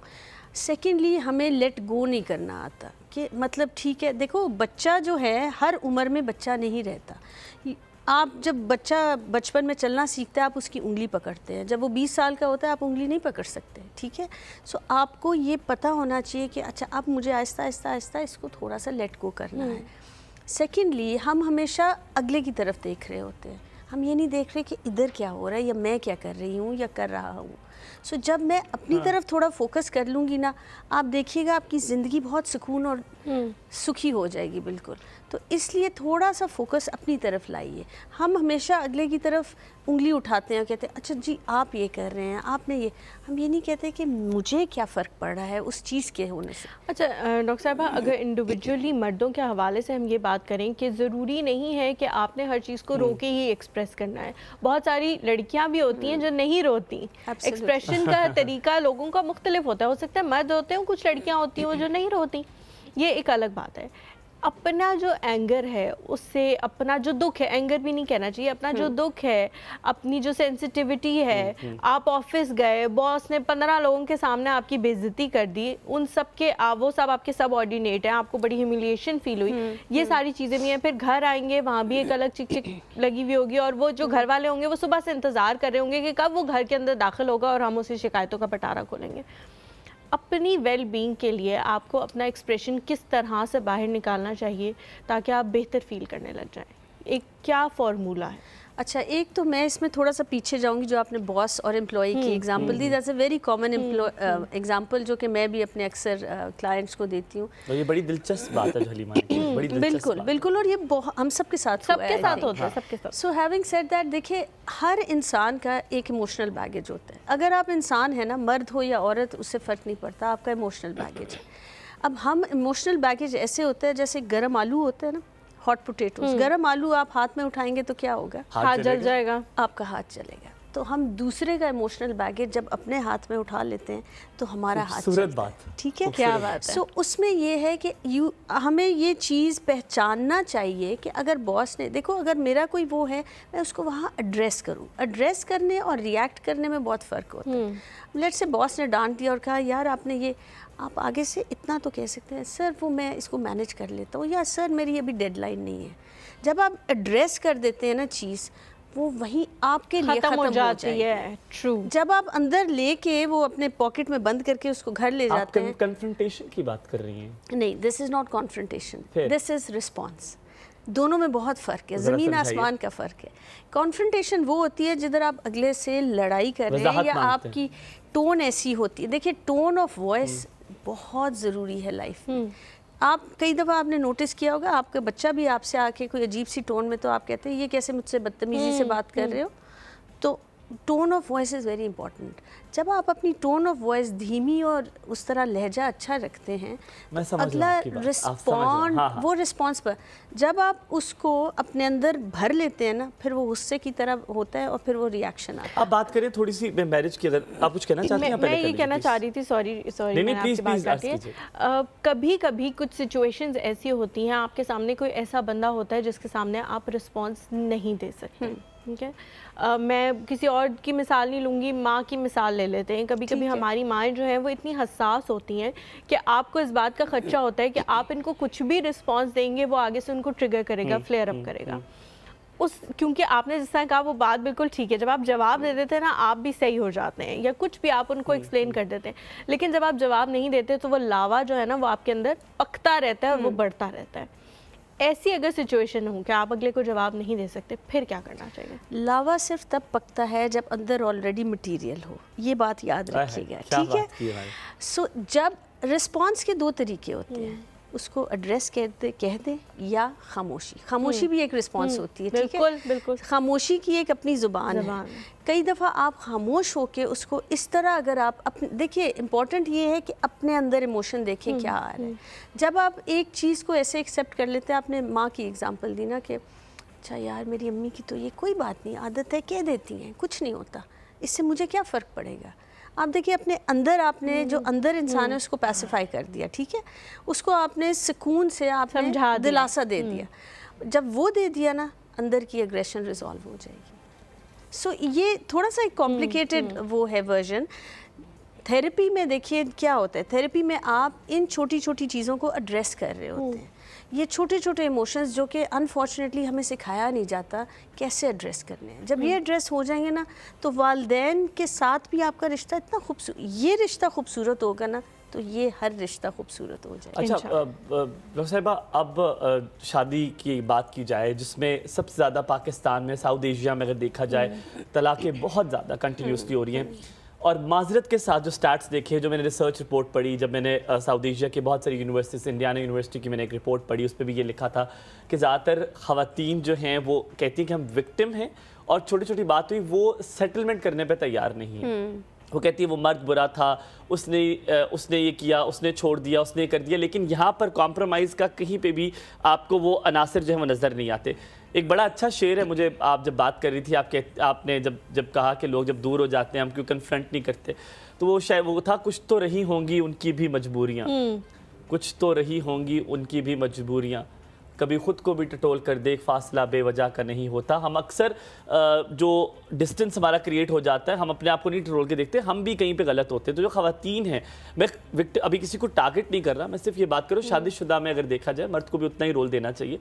लेकिन आप जहाँ देखें, सिर्फ यहाँ पर होता है कि तुम सुनते जाओ, माँ की भी सुनो, बहन की भी सुनो, सबकी सुनो, और तुम सोल्यूशन तुम नहीं देना है। हमने कभी सोल्यूशन वाली साइड पे नहीं रहना। उसके बारे में आप बताएं, साइकोलॉजी क्या कहती है? ये वापस आ गया बात बाउंड्रीज़ की। देखिए, जब एक मर्द और औरत का रिश्ता बनता है ना, तो आपने एक रोल्स डिफ़ाइन भी होते हैं ना, हमारी सोसाइटी भी कुछ चीज़ें डिफ़ाइन कर देती है, कुछ चीज़ें ऐसी होती हैं जो हमने ख़ुद उनका तयन करना होता है, ठीक है। उसमें ये चीज़ होती है कि देखो, मसला तो हर इंसान को हो सकता है। जब आप इंसान हो, आपको किसी से भी मसला हो सकता है, बिल्कुल, चाहे वो सास हो, ससुर हो, कोई भी हो, ठीक है। अब हर मसला इतना इम्पोर्टेंट होता है और कई दफ़ा नहीं भी होता, उसको हम बहुत, जिसे कहते हैं ना, ब्लो आउट ऑफ प्रोपोर्शन कर देते हैं। सो अ मर्द needs to know that differentiation के नंबर 1 एक बाउंड्री, नंबर 2 ये रिश्ता अपनी जगह, ये रिश्ता अपनी जगह, दोनों को मिक्स नहीं करना। जब वो चीज़ डिफाइंड हो जाएगी ना, तो हर इंसान को पता होगा। अब देखिए, बच्चे को पता होता है किस पेरेंट के साथ मैं ज़्यादा एडवांटेज ले सकता हूँ, इसी तरह हर इंसान को पता होता है। सो वो चीज़ें आपने थोड़ी सी डिफ़ाइन करनी है। जब बाउंड्री डिफ़ाइन नहीं होगी तो वो ऐसे रिश्ता हो जाएगा, और जब ऐसे रिश्ता हो जाता है ना, फिर मसला हो जाता है। अच्छा, आप सोल्यूशंस यूजुअली, एक तो होता है ना जनरलाइज यूनिवर्सल सोल्यूशन, जब ज़्यादा आते तो वो ज़्यादा मशवरा आप देती हैं। आप बहुत अरसे से इस फील्ड पे हैं और यकीनन जा बजा पेशेंट्स देखती होंगी। एक तो ये पता है कौन सा मसला आपको सुनने को मिलता है, और आपका एक जनरलाइज वो तो मंत्रा क्या है कि ये करें तो चीज़ें बहुत, एक तो बाउंड्री की आपने बात की, आप उस पर बहुत फोकस कर रही हैं, और मेरे ख्याल में ये बड़ी ज़रूरी है रिश्तों में। अगर वो ड्रॉ कर ली जाए तो उसमें एक एलिमेंट, मुझे पता है आप उस पर टारगेट कर रही हैं, जो कि बड़ा मजे का, एक्सपेक्टेशंस, वो हवा में उड़ जाती है। जब आप बाउंड्रीज कर देते हैं ना, तब आप ना देते हैं ज़्यादा और आप उम्मीद इतनी ज़्यादा रखते हैं, ना इतनी उम्मीद रखते हैं। ये बताइए कि ज़्यादा मसला कौन सा ज़ुबिया जी को सुनने को मिलता है, और वो मंत्रा क्या है, वो एक जादू क्या है जो कहते हैं ये हर चीज़ पे चल जाता है? अच्छा देखिए, जो जेंट्स हैं ना, नॉर्मली मेल्स, वो ज़्यादातर इसी चीज़ों के साथ आते हैं कि उनकी प्लेट इतनी फुल हुई होती है कि there is no room for themselves, क्योंकि वो हर तरफ से उनके ऊपर जो होता है ना, वो मवाद आ रहा होता है। बेगम का अलग आ रहा है, मदर का अलग आ रहा है, बॉस का अलग आ रहा है, हर चीज़। सो दे आर सो फुल। आप देखिए, खाने की एक प्लेट होती है, उसमें भी आप खाना ज़्यादा भर दे तो क्या होगा, इवेंचुअली वो नीचे गिरने लग जाएगा या प्लेट टूट जाएगी। इवेंचुअली कोई कार्डियोवैस्कुलर डिजीज़ हो जाती है, हार्ट इश्यूज़ हो जाते हैं, नर्वस ब्रेकडाउन्स हो जाते हैं बहुत ज़्यादा। So you need to actually focus on your self also. ये स्पेशली मैं मेल्स के लिए कहूँगी, क्योंकि ख़वातीन जो हैं वो फिर भी अपना थोड़ा सा कर लेती हैं, लेकिन मर्द जो होते हैं they are not taught how to look after themselves also, and in a lot of cases women also, but I have seen that mostly with man, because they are so providers हैं ना, बिल्कुल बिल्कुल, हर सो चीज provide भी करनी कर है। रहे हैं, बच्चों का भी ख्याल रख रहे हैं, बीवी का भी बैलेंस आउट भी करने की कोशिश कर रहे हैं, उस सारे चक्कर में अपना आप कहीं गंवा देते हैं। सो ये छोटी छोटी चीज़ें हैं जो थोड़ा सा उनको, हर चीज़ देखिए, मैं आपको एग्जांपल देती हूँ नमाज की। नमाज 5 टाइम्स अ डे पढ़ते हैं ना हम, बिल्कुल, सारा yes. दिन थोड़ी पढ़ते हैं, Yes. क्योंकि अपने भी तो काम करने हैं। सो इसी तरह आपने हर चीज़ को बैलेंस करना है। So balance is very important in life. जब बैलेंस टिप ऑफ हो जाता है ना, हलीमा, खराबी औरत मार्च होती है, आपने देखा होगा, हर मार्च में, मेरे ख्याल में, if I am not wrong, मार्च में होती है, बार बार होती है, लेकिन कभी मैंने मर्द मार्च नहीं देखी। एक चीज़ है मर्दों में जो आप देखते हैं मर्दों के साथ मर्दों के होता है, पास टाइम नहीं है मार्च तरह के, करने का, हाँ, उनके घर भी क्योंकि वो चलाना है। उन्होंने घर चलाना है, तो और उनके उन्हें पास- संभालना भी है, मोस्टली सबको स्टेबल करना बेचारे है। पैसे कमाने में इतने मसरूफ हैं, ज़रूरियात पूरी करने में इतने मसरूफ हैं कि मार्च वार्च नहीं वो कर सकते। हाँ, और बड़े मज़े की बात बताऊँ, मैंने जब भी औरत मार्च देखा तो जो उसकी चेन बनाई होती है वो मर्दों ने बनाई होती है। ये बड़ा एक अलमिया है जो मैंने, वो सिक्योरिटी के लिए मर्दों ने चेन बनाई होती है। लेकिन एक और बात मैं आपसे यहाँ पे करना चाहूँगा, वो ये है कि नेम कॉलिंग होती है। अगर बीवी की साइड पर है तो रन मुरीद है, माँ की साइड पे माँ के साथ लगा हुआ है, ठीक है, मामा's boy है। मामा's boy मामा's boy है। तो हमें तो नामों से बुलाया जाता है जी, हमें तो नामों से बुलाया जाता है। अगर कोई रोता है कहते हैं यार लड़कियों की तरह रोता है, हमारी तो नेम कॉलिंग होती है इस पे। और आज तक मुझे याद है, मैं आज ये नाम लेना चाहूँगा हिरा मानी का, उन्होंने एक शो पे किया, उन्होंने कहा मर्द को भी कोई समझे करे, उसके मीम्स बने, लोग हंसे उस पे कि यार ये क्या बातें कर रही है। फिर जो मुझे अभी तक याद है, शरोज सब्जवारी की जो बेगम है, सदफ कंवल, उन्होंने बात की कि मैं स्त्री भी करती हूँ, चलो जिस ह्यूमर में की, लेकिन मजाक उड़ाया गया कि ये क्या कह रही है, मर्दों के साथ ऐसे क्यों कर लिया जाए और ये कर लिया जाए। लेकिन अगर औरत के खिलाफ इतनी सी बात हो जाए तो शोज होते हैं, टॉक शोज होते हैं। मैंने कभी नहीं देखा कि उस बात पे हुआ कि हिरा मानी ने अगर कह दिया मर्द का देखा जाए, ख्याल किया जाए, उसकी भी समझो फीलिंग को, ये मजाक क्यों बन गया? एक्चुअली हम लोग जो है ना, लेबल्स देने में तो वैसे भी बहुत माहिर है। जल्दबाजी करते हैं ना, हम हर एक को लेबल दे देते हैं कि जी ये XYZ ऐसा है, ABC ऐसा है। सेकेंडली आप मुझे बताइए, आप बात कर रहे थे तो एक छोटी सी एग्जांपल आई, हमारे जो हज़रत मोहम्मद सल्लल्लाहु अलैहि वसल्लम हर काम अपना खुद करते थे, मर्द थे, तो इसमें किधर से वो डिफरेंशिएशन आ गई कि ये काम मर्द के हैं, ये काम औरत के हैं? आई थिंक बल्कि हम वो लोगों ने हेल्प क्या करते थे हज़रत Absolutely. बीबी आयशा की बहुत सारी चीज़ों में। जब उन्हें खाना पकाना नहीं आता था, जब उनकी शादी हुई हुई इतनी कम उम्र थी, उन्हें आटा गूंदना नहीं आता था, तो हज़रत मोहम्मद सल्लल्लाहु अलैहि वसल्लम उन्हें आटा गूंद के दिया करते थे, उनके साथ Absolutely. खेला करते थे, बहुत सारी इस तरह की चीज़ें। हुमायूं ने जिस तरह बात की, जब मुझे लगता है कि जब सेलिब्रिटीज़ कोई बात करते हैं, जब वहाँ चेंज आता है तो हम भी नॉर्मलाइज होना शुरू हो जाते हैं और हमें भी चेंज आता है। जिस तरह उन्होंने हिरा मानी की बात की, ईमान अली का भी मैंने इसी तरह एक इंटरव्यू में देखा कि उन्होंने कहा कि जिस तरह आप कह रहे हैं कि मैं क्यों खाना गर्म करके दूं, मैंने नहीं खाना गर्म करके देना, अपना खाना खुद गर्म कर लो। अगर वो भी इसी तरह कहें कि आज मेरा ऑफिस जाने का दिल नहीं कर रहा, मैं ये पूरा महीना छुट्टी लूँगा क्योंकि मैंने घर पे रेस्ट करना है, तो जो तुम्हारी ज़रूरियात है ना वो जाओ तुम खुद पूरी कर लो, तो वो घर फिर कैसे चलेगा? वो जब आपको नो नहीं कह रहे तो फिर आप उन्हें क्यों नो कह रहे हैं हर चीज़ में, और उनकी मेंटल हेल्थ का आपको कोई ख्याल नहीं है? जी, और इसमें थोड़ा सा आपकी जो टैगलाइन है, जी ले ज़रा, मैं उसी पे आपको वो करूँगी कि थोड़ा सा जी ले ज़रा हर मर्द हर औरत के लिए ये जो है ना अप्लाई करता है, तो थोड़ा सा आप एक दूसरे को प्लीज़ अलाउ करें to live and let live.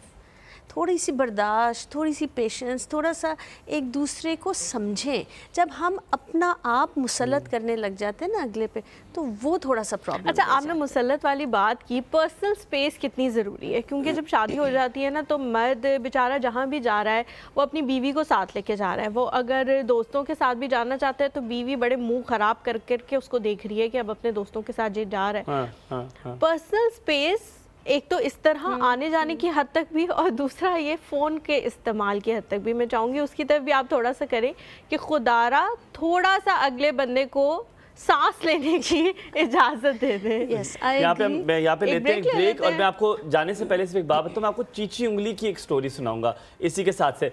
थोड़ा सा ब्रेक लेते हैं, ब्रेक के बाद वापस आएंगे, आपको बताएंगे चीची उंगली वाली क्या किस्सा है, ये मैं आपके साथ शेयर करूँगा, लेकिन इस ब्रेक के बाद हमारे साथ रहिएगा। Good morning.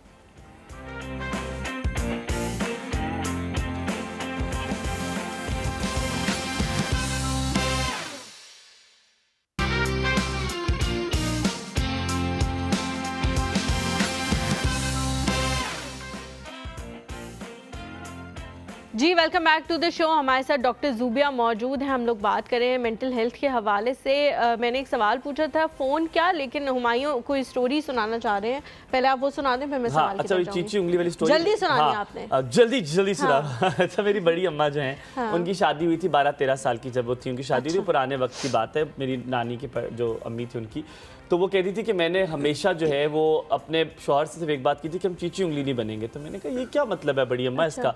तो उन्होंने कहा जब ना पहले वक्तों में होता था कि क्योंकि आप सबके सामने हाथ नहीं पकड़ सकते थे, तो कहीं बैठे होते थे तो आप चीची उंगली एक दूसरे के तरह चीची उंगली में इस तरह उंगली डाल लेते थे कि हम मियाँ बीवी, और ये मोहब्बत की एक निशानी हुआ करती थी। तो उन्होंने कहा कि हमने पहले कहा था कि जो ये लोग करते थे हम एक दूसरे को उस वक्त की बात है कि वक्फा देंगे, स्पेस देंगे, कि हमने सांस देने की नौबत लानी देनी है, क्योंकि अब लोगों ने अपने आप को एक दूसरे के साथ चीची उंगली बना लिया। ये मेरे ख्याल से अब नहीं बनाया, काफ़ी अरसे से बनाया हुआ है और हमेशा से। अब तो ये हुमायूं की बात सुन के लग रहा है कि हमेशा से ही है।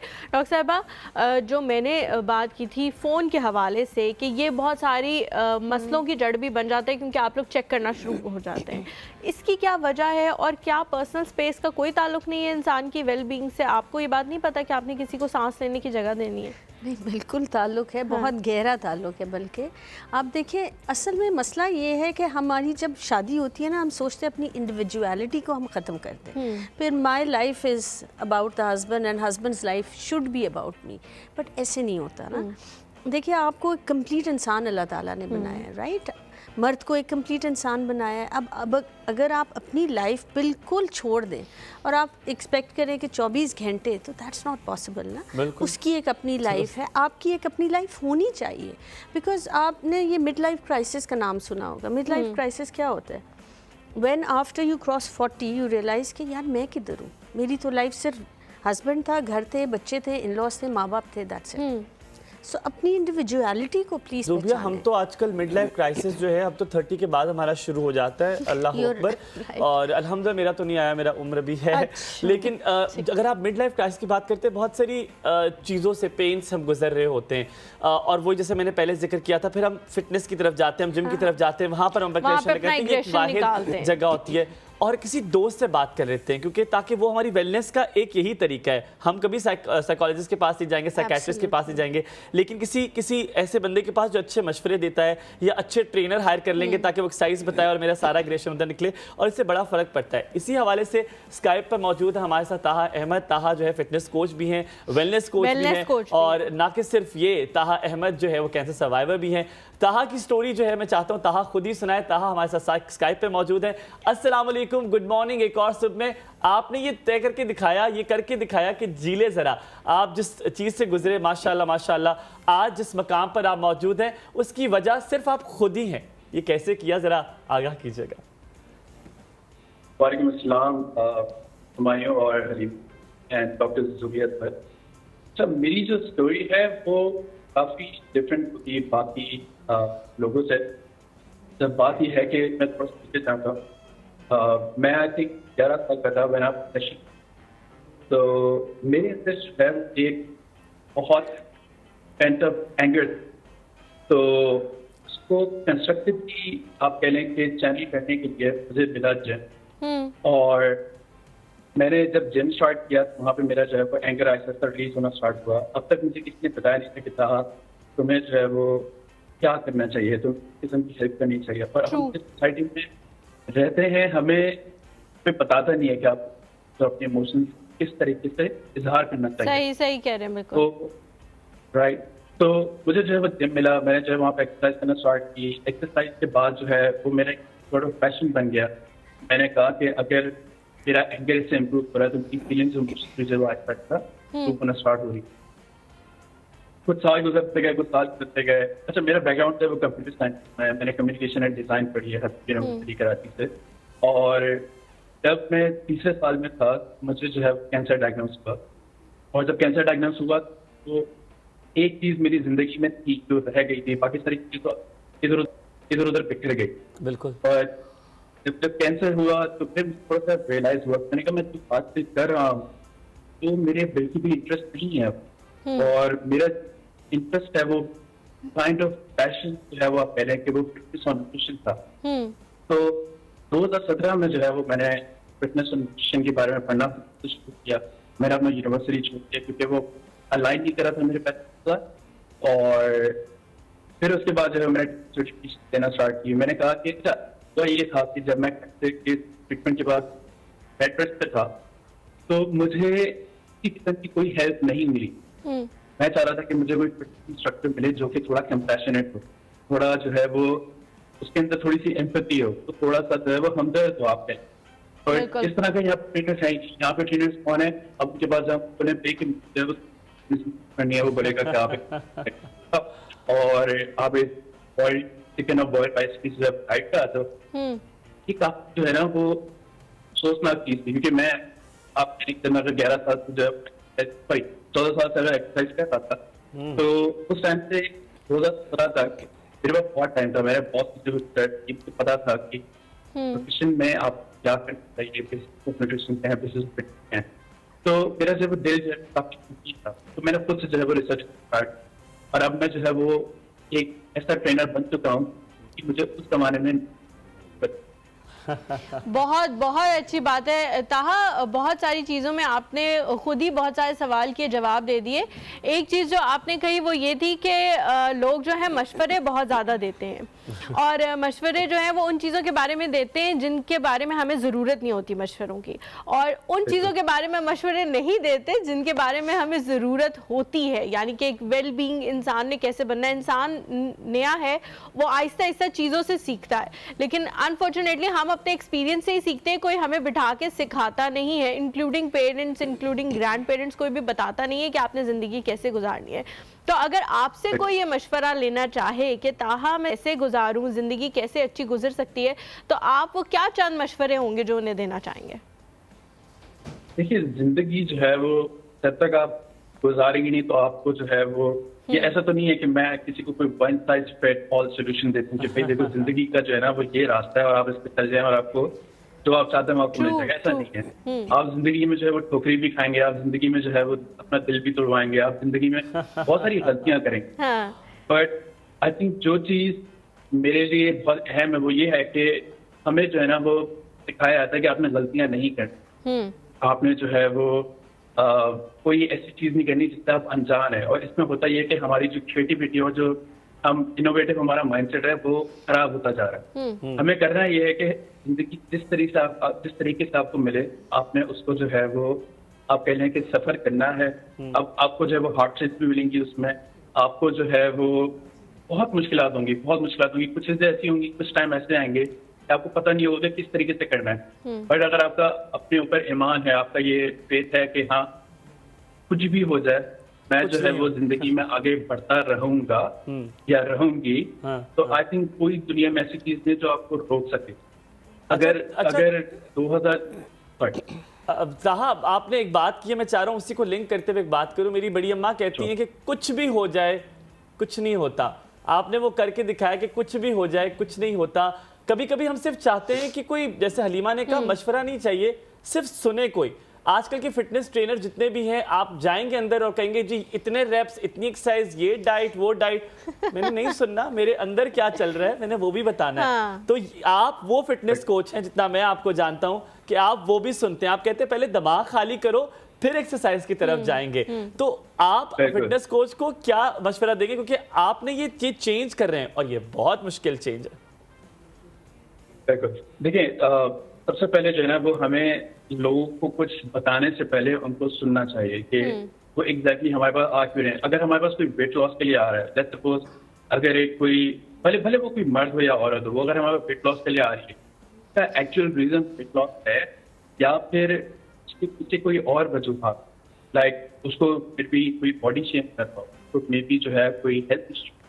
अगर हम डाइट नहीं करेंगे, अगर हम अंदर की बातें नहीं जानेंगे तो हम उनकी मदद कर ही नहीं सकते। पहली तो इससे होता ये है कि हम उनका टाइम जाया करते हैं, अपना भी टाइम जाया करते हैं, पैसे जाया होते हैं। और मैंने कितने इस तरह के लोगों के साथ काम किया है जो कि 10-10 सालों से अपना वेट जो है वो लूज करने में लगे हुए हैं और अनफॉर्चुनेटली उनका वेट लूज नहीं होता, क्योंकि वो एक प्रैक्टिस आते हैं, एक पेज पे आके एक्सरसाइज करते हैं, फिर उनकी जो एक्चुअल इश्यूज हैं वो दोबारा रिसर्फेस करते हैं, वो दोबारा ऊपर आते हैं, वो फिर दोबारा छोड़ देते हैं, फिर वो दोबारा करते हैं। तो ये जो साइकिल बन जाता है। तो ट्रेनर्स को चाहिए कि वो थोड़ा सा जो है वो मोटिवेशनल इंटरव्यूइंग सीखें कि किस तरीके से इंसान के अंदर जो है वो झांका जाए, हाँ। किस तरीके से ये डायलॉग्स उनके साथ क्रिएट किए जाएं ताकि उनसे ये बातें कर सकें। पहली चीज तो ये कि पेरेंट्स के साथ स्टे करना बहुत मुश्किल है, स्पेशली हमारे यहाँ पे, क्योंकि अगर आप जैसे ही किसी को कुछ अपनी रात की बात बताते हैं, अगर मैं किसी की बात जाऊँ ताकि उनको बताऊँ कि मुझे जो है वो कैंसर हुआ, तो सबसे पहले ना वो आप कह रहे कि वो अंदर करेगा कि क्या हुआ, कैसे हुआ, कब हुआ, कहाँ हुआ, क्या कैसे किया, राइट? तो जजमेंट शुरू हो जाता है। That's so true. That is so true. ताहा, मैं चाहता हूँ कि आपके जाने से पहले हमारी टैगलाइन है, आप जी ले जरा, आज वो सही फिट हो रही है हमारी हर चीज पे। हमारे मैं सिर्फ टॉपिक के लिहाज चाहूंगा एक लाइन, क्योंकि आप कैंसर सर्वाइवर भी हैं, एक मुख्तलिफ अंदाज के फिटनेस कोच हैं, एक लाइन में बताएं आपके लिए जिंदगी अब क्या है, एक लाइन में अगर आप बता सकें तो। मेरे लिए जिंदगी अब है जितना मर्जी मैं खुश रह सकता हूँ, जितना कम मेरे पास टाइम है, मैं चाहता हूँ कि मैं उसको अच्छे से जबरदस्त जबरदस्त। जीऊं। आपकी टैगलाइन आ गई कि जी ले। मैंने जिंदगी में काफी कुछ खोया है। I have also lost my mother to cancer, फिर मेरा अपना कैंसर एक्सपीरियंस, मेरे बिजनेस जो है वो कोविड में बंद हुए, ये बहुत सारी चीजें जो कि मैं आप कह लें, मैंने अपनी यूनिवर्सिटी जो है वो छोड़ दिया, बट फिर ये वो वाली साइड है जो कि मैंने खोई, बट कुछ ऐसी चीजें जिससे मैं जीता आ रहा हूँ। अल्लाह ताला आपको ऐसे ही रखे और आपको बहुत बहुत कामयाबियां दे, और जो भी चीज़ें ज़िंदगी में आपने कभी खोई हैं उनका कोई भी आपके दिल में एक कहते हैं ना दर्द ना रहे, अल्लाह ताला उस दर्द को ख़त्म कर दे, थोड़ा और जी लें आप। इंशाल्लाह इंशाल्लाह। थैंक यू सो मच ताहा फॉर जॉइनिंग अस, बहुत अच्छा लगा आपसे बात करके। और जुबिया से एक बात कहनी है। जी जी जरूर, कहिए, सुन रही हैं आपको। जी जी डॉक्टर जुबिया, आपने बात की थी मेंटल हेल्थ फॉर मैन, और आपने जब थेरेपी का थोड़ा सा जिक्र किया था, मैं चाहता हूँ कि आप इसके बारे में थोड़ी सी और बात करें, क्योंकि आज मैं कहता हूँ कि जो मैं इंसान हूँ और पिछले तकरीबन 3-4 सालों में जो मुझे एक्चुअल हेल्प थी वो मिली थेरेपी से, और अगर मैं इतना वोकल हूँ अपने इमोशंस और फीलिंग्स के बारे में, तो ये थेरेपी की वजह से, क्योंकि हमारी सोसाइटी में जो है वो मर्दों को इस तरह की इजाजत नहीं मिलती कि वो आकर फीलिंग्स की बातें करें। तो बट फिर मुझे जो है वो एक ऐसा आप कह लें कि मिला टाइम और ऐसी अपॉर्चुनिटी मिली कि मैं इन चीज़ों का इजहार कर सका, और जब मैंने वो किया तो आज मैं इस वजह से जो है वो इस जगह पे हूँ। मैं चाहता हूँ आप इस चीज़ के बारे में थोड़ी सी और बात करें, ताकि जो मर्द हमारी बातें सुनेंगे वो भी थेरेपी की तरफ जाना शुरू करें, और थेरेपी सिर्फ जो है वो औरतों के लिए नहीं है या किसी एब्नॉर्मल के लिए। ये आपने बहुत अच्छा किया, आपने हमारा आखिरी सवाल जो है वो चोरी करके इतने खूबसूरत तरीके से बयान किया, हमें बहुत अच्छा लगा। Thank you so much. यही एक बात है जो आखिरी रहती है। बहुत शुक्रिया ताहा कि थेरेपी, हमने कोई बड़ा सवाल नहीं है, सवाल सिर्फ ये है कि थेरेपी कोई गुनाह नहीं है। Therapy, I am sorry use that word, पागलों के लिए नहीं है। क्या आप पागल हो गए? किसी जिन्स के लिए नहीं है। थेरेपी सबके लिए जरूरी है और इससे फर्क पड़ता है, जाना चाहिए। जी बिल्कुल, मैं आपके चैनल की और आपकी तवज्जुह से ये कहना चाहूँगी, प्लीज़ थेरेपी क्या है, सिर्फ एक मदद की पुकार है, ठीक है। जब आपके अंदर कोई मसला होता है, देखिए आपको ज़ुकाम होता है, बुखार होता है, कुछ होता है, आप डॉक्टर के पास जाते हैं ना, तो जब ये हमारा सेंट्रल सिस्टम है, ये हमारा बॉडी का हार्डवेयर है। जब इधर मसला है तो कैसे हो सकता है कि नीचे मसला नहीं हो बॉडी में, ठीक है। तो आप प्लीज़ मदद मांगिए, मर्द हो या औरत हो, बहुत ज़रूरी है। 2 वर्ड्स इन्होंने यूज़ किए ताहा ने, मैं वो रिपीट करना चाहूँगी, compassion and empathy.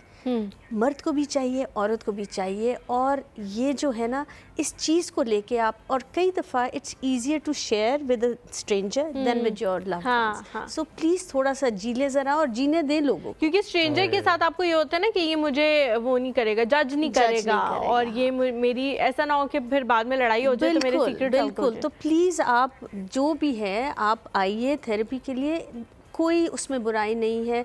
Maroof hospital में होती हूँ, ज़रूर आइए। जुबिया जी, एक सवाल सिर्फ यही है कि मैं शायद थेरेपिस्ट के पास अगर ना जाना चाहूँ, क्योंकि हमारे बहुत सारे लोग रूरल एरिया में रहते हैं, वहाँ पे ये चीज़ें मुहैया नहीं है। बिल्कुल। क्या मेरी माँ मेरी थेरेपिस्ट हो सकती है? क्या मेरा भाई, मेरा दोस्त मेरा थेरेपिस्ट हो सकता है? इसका जवाब बड़ा अच्छा है। देखिए, माँ, भाई, बहन, वालिद, हस्बैंड, वाइफ, बच्चे, हम सब का एक ऑलरेडी रिलेशन है एक दूसरे से। मैं अपने दोस्तों को भी थेरेपी नहीं दे सकती, क्योंकि मेरा ऑलरेडी उनसे एक रिलेशन बना हुआ है। I already have an opinion about them. मेरी अपनी को बायसेस होंगे, जजमेंट्स होगी, कुछ हो। थेरेपिस्ट अनबायस्ड इंसान होता है जो आपको जानता नहीं है। इसलिए वो जब आप उसके साथ बैठेंगे ना, आप ताहा ने जैसे कहा ना, आप फील करेंगे डिफरेंस। तो ट्रस्ट मी, जब आप जाएंगे कुछ अपने आप को टाइम दीजिए, प्लीज़ अपने आप को टाइम दीजिए। मैं दोबारा रिपीट कर रही हूँ, अपने लिए ये कदम उठाइए। Thank you so much doctor साहिबा, बहुत अच्छा लगा आपसे बात करके। इंशाल्लाह यहाँ पे एंड में मैं यही कहना चाहूँगी कि जिसको थोड़ा सा भी लगे कि ज़िंदगी में कोई मसला है, किसी से बात कर लेने में कोई मज़हका नहीं है। हो सकता है कि आप उसके बाद इतना बेहतर फ़ील करें कि किसी छोटे से मसले के लिए भी थेरेपिस्ट के पास चल जाएं। बहुत सारे लोग ये कहते भी हैं कि थोड़ा सा मसला भी होता है तो अब हम थेरेपिस्ट के पास चल जाते हैं, क्योंकि उनके पास जाके हमें बहुत अच्छा लगता है। Thank you so much for coming, बहुत अच्छा लगा आपसे बात करके। और अल्लाह ज़्यादा ताला अच्छा आपको इसलिए ऐसे भी ही लगा रखे कि आपने इस पूरी कॉन्वर्सेशन में, इस गुफ्तगू में कहीं ये नहीं कहा ये वाली दवाई लो, ये वाली दवाई खाओ, वो खाओ। थेरेपिस्ट अक्सर अपने से टालने के लिए वो दवाई दे देते हैं। आपने सिर्फ गुफ्तगू से बताया कि ये तो बातचीत से चीज़ें ठीक थेरेपिस्ट हो सकती नॉर्मली हैं। दवाइयाँ नहीं देते, साइकाइट्रिस्ट। अच्छा मैं आपको बताऊं, मैंने तो बहुत सारे साइकोलॉजिस्ट का पता है, वो कहते हैं ये वाली खाएं आप सुकून में वो आ गलत, जाएंगे। वो रॉन्ग नंबर है। हाँ वो रॉन्ग नंबर है, पर आपका नंबर है। बहुत बहुत शुक्रिया Thank you so कि much for इस coming. बात करने से हमें भी बहुत आसानी हुई और बहुत सारी मिथ जो है वो टूटी। आपका बिल्कुल जी। यहाँ पे लेते हैं हम लोग एक ब्रेक से जब वापस आएंगे तो थोड़ा और इस टॉपिक के हवाले से बात करेंगे, क्योंकि ये टॉपिक इतना ज़्यादा इंपॉर्टेंट है कि जितनी इस पे बात की जाए उतना कम है। कहीं नहीं जाना, आप लोगों ने हमारे साथ रहना। Good morning. Thank you.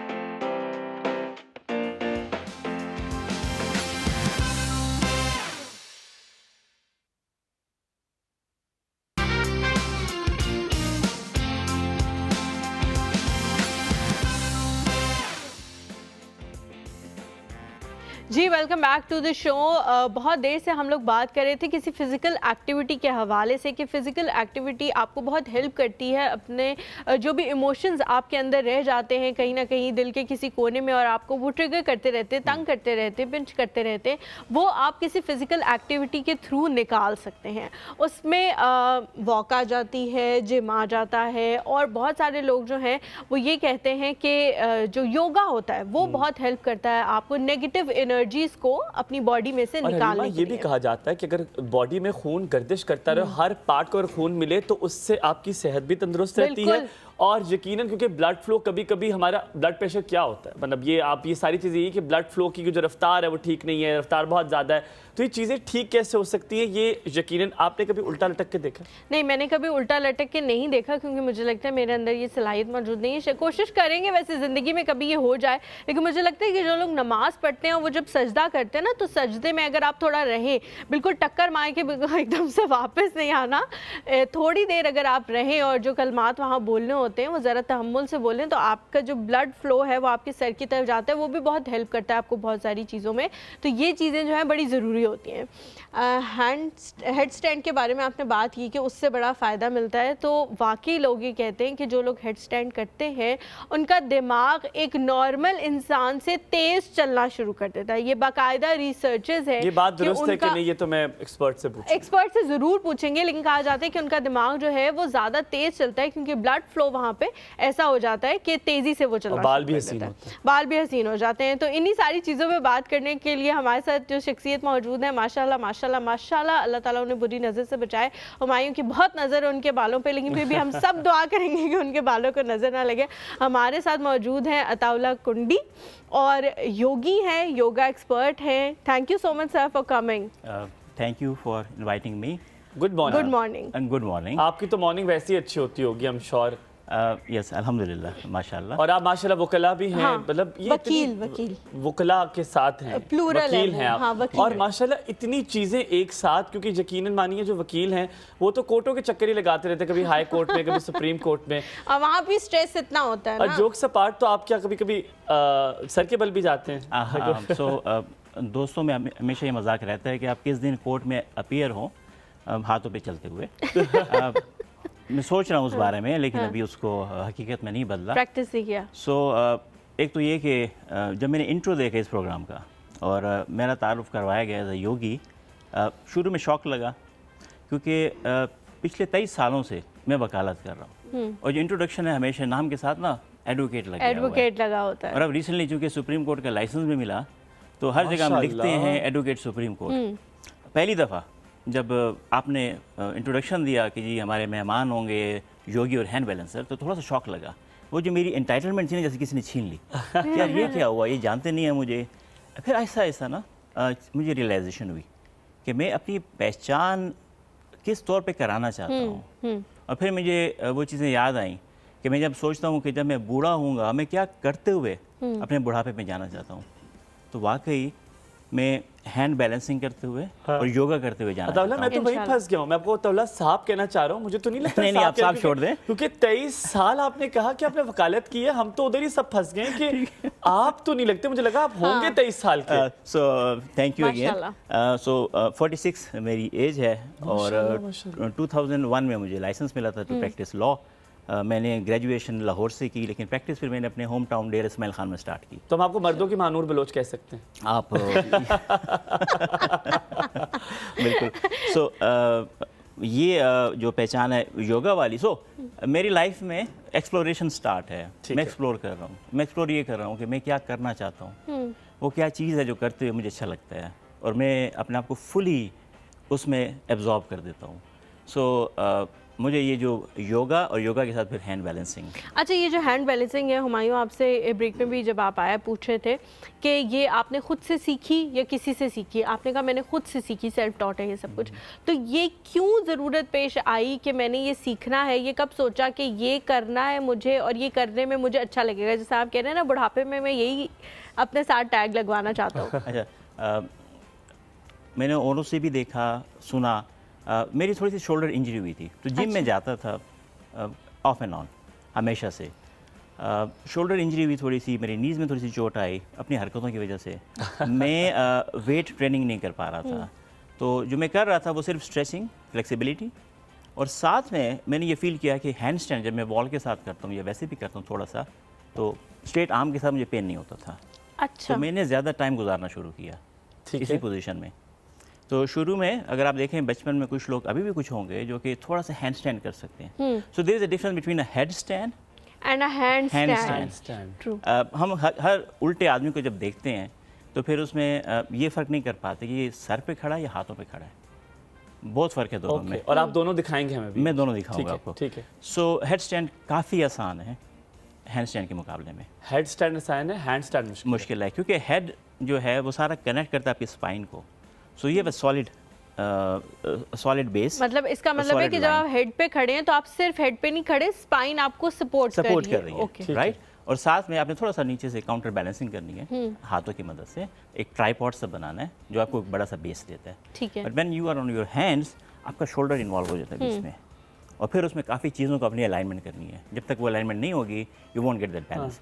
और जो मेरा आगे गोल है, जो मेरा आगे ख्वाब है, शायद वो 50 के तक जब मैं पहुंचूं तो मुझे मिल जाएगा एक हाथ पे खड़ा होना। That is one arm hand stand. कुंडी साहब, ये हो नहीं सकता कि ये आपने सीख लिया हो और ये सिर्फ सीख लिया हो शोल्डर की वजह से। यकीनन कोई एक सेटिस्फेक्शन मिलती होगी, कोई लाइफ में बैलेंस आ गया होगा, कोई सेटिस्फेक्शन, कोई खुशी, क्योंकि एक वकील की पढ़ाई बहुत मुख्तलिफ, बहुत एक पोल्स अपार्ट चीज़ है। और फिर आपने बहुत मुख्तलिफ है। आप माशाल्लाह इतने फिट हैं, यकीन मानिए 46 तो हम मान नहीं सकते, लेकिन आप कहते हैं तो हम मान लेते हैं। तो कोई ना कोई वो मसरत ज़रूर होगी, कोई सेटिस्फेक्शन ज़रूर होगी। मैं इसलिए पूछ रहा हूँ कि जो लोग हैं अपना जो लोग वक्त घर बैठकर लेट कर सर्फिंग में गुजारते हैं, आप ये करते होंगे, वजह तो कोई और भी होगी। It's a cool thing. लोग कहते हैं आप हैंड स्टैंड क्यों करते हैं? One, it's a cool thing. आप कह सकते हैं यार आप शोधा बनने के लिए और अगर आप स्टाइल के साथ शोधा बने तो ऐसी ज़बरदस्ती कुछ नहीं है, कोई मज़ाक़ा नहीं है। वो जो आपको, और मुझे थोड़ा सा छोटा सा सेलिब्रिटी वाली फीलिंग मिलती है जब मैं वहाँ पे देखता हूँ कि 10-10 साल जिम जाने वाले लोग जब मुझे देख रहे होते हैं और फिर जिस रिस्पेक्ट से मुझे मिल रहे होते हैं, क्योंकि जब कोई हैंड स्टैंड कर रहा होता है तो उसके पीछे एक डिसिप्लिन होता है। इट्स नॉट समथिंग कि आप अचानक किसी में वैसी नेचुरल स्किल है वो कर पाता है। तो एक शख्स जो कि 40 सेकंड 50 सेकंड हैंड पे खड़ा हो सकता है, इट मीन्स उसने कोई 4-5 साल डेडिकेटेड उसको टाइम दिया हुआ है। और फिर there is something in hand stand, इसने मुझे दोस्त बना के दिए। मेरी जितनी भी बेस्ट कम्युनिटी मेरे दोस्तों की मुझे हैंड स्टैंड से मिली है। सो हैंड स्टैंड प्लस इंस्टा, इसने मेरे लिए जन्नत बना के दी है। क्या बात है। सो मेरी जो बेस्ट अभी कम्युनिटी है, जिनके साथ मैं टाइम स्पेंड करना चाहता हूँ, जिनके लिए मैं पैसे कमा के वहाँ जाना चाहता हूँ, इसके लिए मैं मज़ीद वकालत अच्छी करना चाहता हूँ ताकि मुझे पास पैसे आएँ और मैं अपने लिए टाइम निकाल सकूँ और वो करूँ जो मैं करना चाहता हूँ। और मैं उन्हीं के साथ करना चाहता हूँ। कुड़ी साहब रिलेट कर सकते हैं, आप बहुत अच्छी तरीके से करेंगे। लाइफ में कभी कभी आप चाहते हैं, कभी कभी नहीं, आप चाहते हैं कि बैलेंस रहे, बैलेंस रहे, बैलेंस रहे। ये बैलेंस इतना आसान नहीं है। ये मैं उससे बड़ा रिलेट कर रहा हूँ कि एक दिन आप खड़े होंगे सर पे तो फौरन तो नहीं खड़े हो जाएंगे, आप गिरेंगे, उधर गिरेंगे, उधर गिरेंगे, इवेंचुअली आप बैलेंस जो है वो आपको मिल ही जाएगा।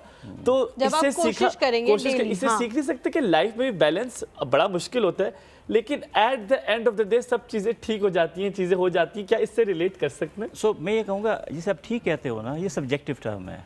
आप किसे ठीक कहते हो? अगेन बैलेंस भी एक सब्जेक्टिव टर्म है। आप कहो कि मैंने बैलेंस किया हुआ है, यस, मैं अपने ज़ात पे अपनी तरफ से सोचूं, शायद यस, स्पाउस की तरफ से सोचूं, मे बी नहीं, कोई चीज़ ऑफ हो, शायद मैं किसी तरफ से ज़्यादा लीन हुआ हूँ, मुझे ठीक लग रहा है। तो सबसे पहले तो अपने आप को देखें, आप खुद क्या चाहते हो, ठीक है। बैलेंस हम पे थोपा गया सोसाइटी की तरफ से एक चीज़। अगर आपने तमाम चीज़ें सेट रखी हुई हैं, सो मैं डिफेंड करना चाहता हूँ उन लोगों को जिनको ऑब्सेशन है, जिनको अच्छा ऑब्सेशन है, क्योंकि कुछ चीज़ें आप ऑब्सेशन के बगैर नहीं कर पाते। इवन हैंड स्टैंड भी उसमें आता है, आप ऑब्सेशन के बगैर नहीं कर पाते। मैं ट्रेनिंग कर रहा हूँ स्प्लिट्स के लिए। सो स्प्लिट्स इज लाइक आप अपने लेग्स को फुली खोल लेते हैं, सामने से भी साइड से भी। ये मैं इसलिए सीख रहा हूँ ताकि जब हैंड्स पे मैं जाऊँ तो फिर मैं शेप्स बना सकूँ डिफरेंट फुली।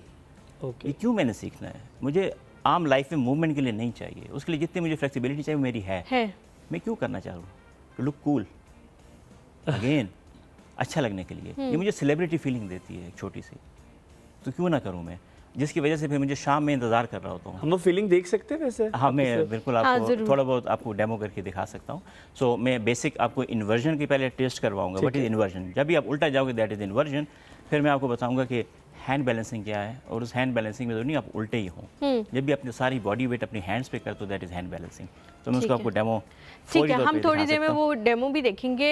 जैसा मैंने शुरू में बात की थी, जब भी आपके अंदर कोई फीलिंग्स होती हैं, आप उसे किसी न किसी एक्सप्रेशन से निकालने की कोशिश करते हैं। कभी आप ये हैंड स्टैंड कर रहे हो और आपको ये फीलिंग हो कि हाँ, जो मेरे स्ट्रेसेस थे आज पूरे दिन के, वो शायद मेरे हाथ जब ज़मीन पे लगे हैं तो वहाँ से वो चीज़ निकल रही है और मैं रिलीज़ हो रहा हूँ।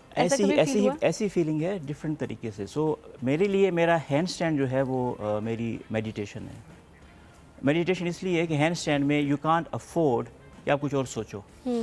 आपने एक एक चीज़ पे इतना सोचना है, इतना फोकस रहना है अपने बॉडी पार्ट्स पे, अपने बॉडी पार्ट्स के ऊपर। और उस टाइम पे आप स्विच ऑफ कर देते हो बाकी सारे ख्यालात, आप अफोर्ड ही नहीं कर सकते। अगर आप जैसे हैंड्स पे और कुछ और ख्याल आ गए आपके पास, अब नीचे गिर जाते हो। सो उस सारा जो दौरानिया है वो मेरा मेडिटेशन है। तो मैं जब जिम जाता हूँ, शुरू में वार्म अप है मेरा और थोड़ा सा फ्लेक्सिबिलिटी का काम है, 1 घंटा वो होता है। उसके बाद जब मैं हैंड स्टैंड स्टार्ट करता हूँ, मैं अपने आप में गुम हो जाता हूँ। राइट, सिर्फ बीच में पॉजेज वो होते हैं जब मैं अपनी वीडियो बना रहा होता हूँ, और ये भी ज़रूरी है। सो अगेन इंस्टाग्राम, इसने मुझे अकाउंटेबल बनाया, अकाउंटेबिलिटी मुझे दी, क्योंकि रोज़ जब भी मैं कर रहा हूँ मैंने अपने पोस्ट करनी होती है। अगेन दोस्तों को दिखाना होता है आई एम हेयर, मैं हूँ, मैं कहीं नहीं गया, मैं अभी भी गेम में इन हूँ। सो यस, इंस्टाग्राम बहुत बड़े एहसान उसका। मैं आपकी ज़िंदगी अच्छा, का वो सोशल दरवाज़ा मीडिया की उन्होंने बात की हुमायूं, ये वही चीज़ है ना जो हम फ़ोन के बारे हम में नेगेटिव बात भी कर कहते रहे हैं, लेकिन आप कि कहते हैं इसका पॉजिटिव भी इम्पैक्ट है। हाँ, आपने बहुत कि दफ़ा कहा है। आपको आप जिस तरह से किसी भी चीज़ को इस्तेमाल करते हैं वो आपकी लाइफ पे असरअंदाज बिल्कुल। होता है। और हलीमा, कुछ लोग हैं जो घंटों घंटों स्क्रॉलिंग ही कर और रहे ये हैं। आपने बड़ी दफ़ा बात की है कि इसकी पॉजिटिव इम्पैक्ट्स भी नेगेटिव, ये आप पे है कि आप क्या करें। अब आपकी ज़िंदगी का वो दरवाज़ा खटखटाने लगा हूँ जो मुझे लगता है बड़ा मुश्किल है। वो ये है, अपनी परेशानियाँ चलती हैं ज़िंदगी में, सब कुछ चलता है, आप तो खाली वो नहीं लेकर चलते, आप तो डेली क्लाइंट आता है, उनका गुबार आपके सर पे, अगला क्लाइंट आया, उसकी अगली स्टोरी आपके सर पे। इतनी तरफ से नेगेटिविटी ही है जो आपकी तरफ से आ रही है। कोर्ट में गए, आपने प्रूफ करना है कि जी वो जो कह रहा है वो ठीक है। ये इतना प्रेशर, एक वकील होने के नाते इतना ज़्यादा प्रेशर, उसमें वक्त निकालना और उस प्रेशर को ख़त्म करना, फिटनेस के लिए टाइम निकालना इतना आसान तो नहीं है। नहीं आसान। और आप अगर मुझसे पूछो आपके लिए कामयाबी का क्राइटेरिया क्या है, तो बेसिक नेसेसिटीज़ हर किसी ने पूरी करनी है। सबसे पहले तो अपने वो मीट करनी है। उसके बाद मेरे नज़दीक कामयाब आदमी वो है जो अपने लिए इतने वसाइल मुहैया कर सके कि दिन का 1-2 घंटा अपने लिए निकाल सके जो वो करना चाहता है। अगर हम नहीं निकाल पाते फिर हम बेकार कर रहे हैं, हम किसी की नौकरी कर रहे हैं। चाहे अपने आप को हम कहें कि जी हमारा अपना बिज़नेस है, लेकिन वो बिज़नेस अगर आपको अपने लिए टाइम नहीं देता फिर वो रॉन्ग है। 1 नंबर 2, आई एम फॉर्चुनेट, मेरी लॉ फर्म है जिसमें हम 2 पार्टनर्स हैं। ठीक है। मिसबा और मुस्तफ़ा। एज में मुझसे कम है, एक्सपीरियंस में कम नहीं है। He is also advocate supreme court. काफ़ी बोझ उन्होंने संभाला हुआ है फर्म का। That's very nice. ये मैंने कैसे किया हुआ है, ये अब एक आर्ट है वो ये एक हैंड स्टैंड balance पर है और है, आप ये एक हेड स्टैंड balance पे है। हैं। कि मैंने कैसे वो काम ज़्यादा कर रहा है, हाँ। मैं कम कर रहा हूँ, लेकिन हम इक्वल पार्टनर्स हैं और वो बर्दाश्त कर रहा है मुझे मेरी इन तमाम मसरूफियत के बावजूद। सो ये एक बैलेंस है जो मैंने कायम किया। कायम Create किया किया हुआ है, जो मुझे बाकी बैलेंसेस में हेल्प कर रहा है। दूसरा आपका सवाल था कि जो हम ख़रीदते हैं लोगों के मसाइल, लिटरली वी बाय देम, हाँ, और एक्चुअली और फिर हम जाके और रिजॉल्व फिर करते उसको हैं। सॉल्व करते हैं। सो स्टाइल है मुख्तलिफ। कुछ लॉयर्स हैं जो कि क्लाइंट बन जाते हैं खुद, और वो इशू उनका इशू बन जाता है, और फिर वो जब रिलीफ नहीं मिलता वो वैसे ही एंग्जाइटी का शिकार होते हैं, फ्रस्ट्रेटेड होते हैं जैसे क्लाइंट होते हैं। नेचुरली मुझ में थोड़ी सी डिटैचमेंट है, और मैं थोड़ा सा मसला आएगा भी सही तो उसको थोड़ा सा डिटैच होके देखूंगा। मैं सर्विस प्रोवाइडर हूँ, एक आउटर पर्सपेक्टिव से देखेंगे उसको कि Yes. क्या हो रहा है। और मेरा काम है उसके मसले को आप legal- इमोशनली अटैच नहीं होते, ये बात नहीं, सो कोशिश होती है कि मैं ना हूँ। That's a very good thing. मैं आपसे इसके बारे में पूछूंगा। और जी सरप्राइज ये है कि ब्रेक के बाद हमें जो हमारे प्यारे योगी भाई हैं ना, मैंने योगी भाई इसलिए कह रहा हूँ कि मज़ा आ रहा है मुझे ये कहते हुए, माशाल्लाह माशाल्लाह, इतना एक्साइटमेंट का माहौल बन गया इनको यहाँ पे जान के। ब्रेक से पहले इन्होंने जो शो से पहले जो है ऑफ द रिकॉर्डर में करके दिखाया था, हम आपको ब्रेक के बाद दिखाएंगे कि ये क्या कर सकते हैं। अगर आपने देखना और थोड़ा सा और जीना है आपने, तो वापस आइए, ब्रेक के बाद हाजिर होंगे। जी ले जरा एक और सुन में।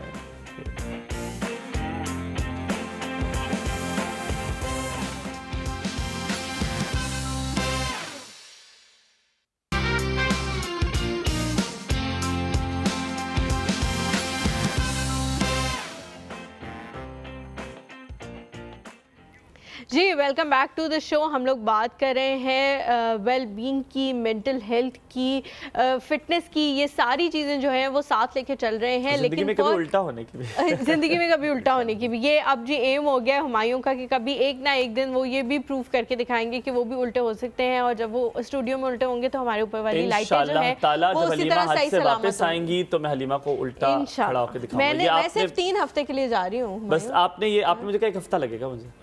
एक हफ्ते में हो जाएंगे ट्रेन। मैंने इनकी बेसिक्स नहीं देखी, इनकी हैमस्ट्रिंग फ्लेक्सिबिलिटी कितनी है, नेक की स्ट्रेंथ कितनी है, लेकिन हो जाना चाहिए। अगर 0 से स्टार्ट करें तो कितना टाइम लगता अच्छा, है? डिपेंड करते हैं ना, आप 0 से स्टार्ट करवा रही हैं, लेकिन किसको स्टार्ट करवा रहे हैं। हाँ, अच्छा, उससे कभी फिटनेस पहले की सो हुई है? ये- बॉडी ये- अवेयरनेस है नहीं है, सो ये मैटर करता है। अच्छा, मोटिवेशन वगैरह के बगैर ये चीज़ें हो सकती हैं? क्योंकि कुछ लोग होते हैं जैसे बच्चों को, यंगस्टर्स हैं, अभी छुट्टियां हुई हुई हैं, 9th-10th के पेपर्स दिए हुए हैं, माँ बाप जो है वो चाहते हैं किसी ना किसी एक्टिविटी में रहें ताकि किसी ख़राबी की तरफ ना जाएं। अब पुश करके उनको किसी ना किसी चीज़ की तरफ भेज दिया जाता है, तो अगर किसी इंसान को पुश करके भेजा जाए तो क्या वो ये सीख सकता है? मुश्किल काम है ये, क्योंकि आपको आपने कहा था ऑब्सेशन होना जरूरी है। वन इंस्पायरेशन आपको मुहैया हो कहीं से, इंस्पायर हो के आप देखो, आप करना तो चाहो ना पहले, एंड देन डेडिकेशन। आप उसके लिए टाइम भी तो सर्व करो। बहुत से लोग ये करना चाहते हैं, सो बहुत से जिम जाने वाले लोग हैं, काफ़ी फिट है माशाल्लाह, और उनका हमेशा ये ख्वाब रहा है, यार मैं हैंड स्टैंड कैसे सीखूंगा। सीखना चाहते भी हैं, एक दिन दे देंगे, लेकिन उनकी जो बाकी रूटीन है, यार आज तो मेरा चेस्ट का दिन है, आज तो मेरा लेग्स का दिन है, आज तो मेरा एब्स का दिन है, मैं कैसे टाइम निकालूं। तो अपने प्रायोरिटी लाइफ में कुछ देनी होती है। अच्छा, आपने बताना है कि हैंड स्टैंड और हेड स्टैंड के फ़ायदे क्या क्या होते हैं? देखें, तो हैंड सबसे पहले स्टैंड बात और है। हेड स्टैंड के जो फ़ायदे हैं, जो फिज़िकल, वो उसके बगैर भी आपको मिल सकते हैं। ठीक अपने है। आप को रिस्क में डालें बगैर। अच्छा सो अगर आपने फिज़िकल फ़ायदे के लिए करना है, I think don't do it. अच्छा, आप सिर्फ क्यूट, चार्मिंग और कूल लगने के लिए करो, मेरी एडवाइस ये I like the simple, using that word, cool लगने के लिए। सिंपल, और इसमें आपको शर्म भी नहीं आनी चाहिए, और ओवर द टाइम बेशर्म हो जाते हैं। सो अब मुझे किसी होटल में, किसी रोड पे, कहीं पे भी हैंड स्टैंड करते हुए शर्म नहीं महसूस होती। आप कर लेते? मैं कर लेता हूँ, और इसलिए भी कहता हूँ, मैंने पिक्चर्स लेनी है, अच्छी जगह पे जाऊँ। अच्छा, हैंड स्टैंड ऐसी चीज़ है जैसे आपको एक दोस्त मिल गया, एक यार मिल गया, जिसके साथ आप तमाम उन जगहों पे दोबारा जाना चाहते हो जहाँ पे किसी आप पहले गए भी हुए हैं। जाए। यार मैं इसके साथ जाऊँ, हाँ। इसके जाके वैसे होके नहीं आ जाओगे, इसके साथ जाओगे, फिर पिक्चर लोगे वहाँ पे, और फिर इंस्टा पे लगाओगे, तो कोई जेलस होंगे ज़्यादा, कितनी cute बात कुछ लोग है। पसंद करेंगे, लेकिन आप अपने आप को देखो, आपको कूल लगेगा और अच्छा लगेगा। अगर अच्छा, उसमें कुछ आप लगे। वकील बाय चॉइस हैं? यस, सो मैं एफएससी कर रहा था और इंजीनियरिंग की तरफ मैं गामजन था। फर्स्ट ईयर में नंबर कम आए थोड़े से, मैंने कहा यार छोड़ दो, सेकंड में और भी कम आएंगे या आ भी जाएंगे, मेरिट नहीं बनेगा।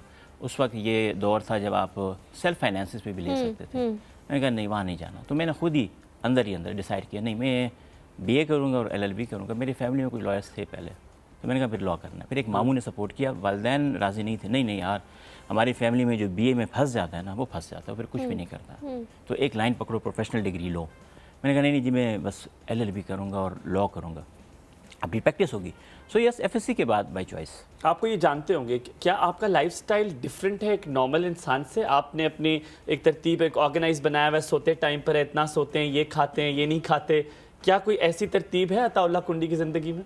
सो यस, चेंज है। चेंज ऐसे है यार, मैं करता ये हूँ कि हमारे ऊपर जितना भी पीयर प्रेशर और सोसाइटी का प्रेशर है या रिलीजन का प्रेशर, जो भी प्रेशर है, मैं सबको कैंसिल करके ना एक साइड पे रख देते हैं। कैंसिल करके फिर मैं देखता हूँ या मैं क्या करना चाहता हूँ, मुझे क्या करना अच्छा लगता है, और फिर देखता हूँ वो हार्मफुल तो नहीं है। यार अगर वो हार्मफुल नहीं है ना तो बाकी चीज़ों के साथ गुजारा हो जाएगा।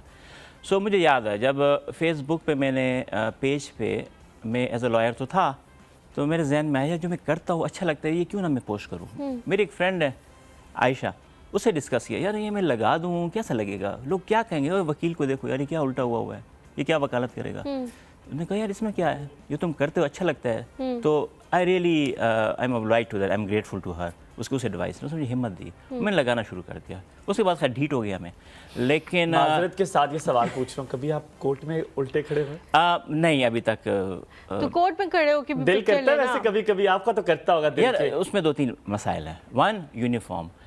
यूनिफॉर्म आपको रिस्ट्रिक्ट करता है फिजिकली, नॉट साइकोलॉजिकली। ज़्यादातर मैं वैसे I am looking for that dress designer या ऐसे ड्रेसेस जो कि स्ट्रेस की हों। सो जो मैं अभी राइट नाउ वेयरिंग डॉकर की है, आई लाइक दैट। ये मल्टीपर्पज़ है। यानी इरादे हैं आपकी? मेरी है ऐसा ऐसा, मैं सोच रहा हूँ इस पर कि मुझे शर्ट मिल जाए ऐसी फॉर्मल वाइट जो स्ट्रेचिंग वाली हो।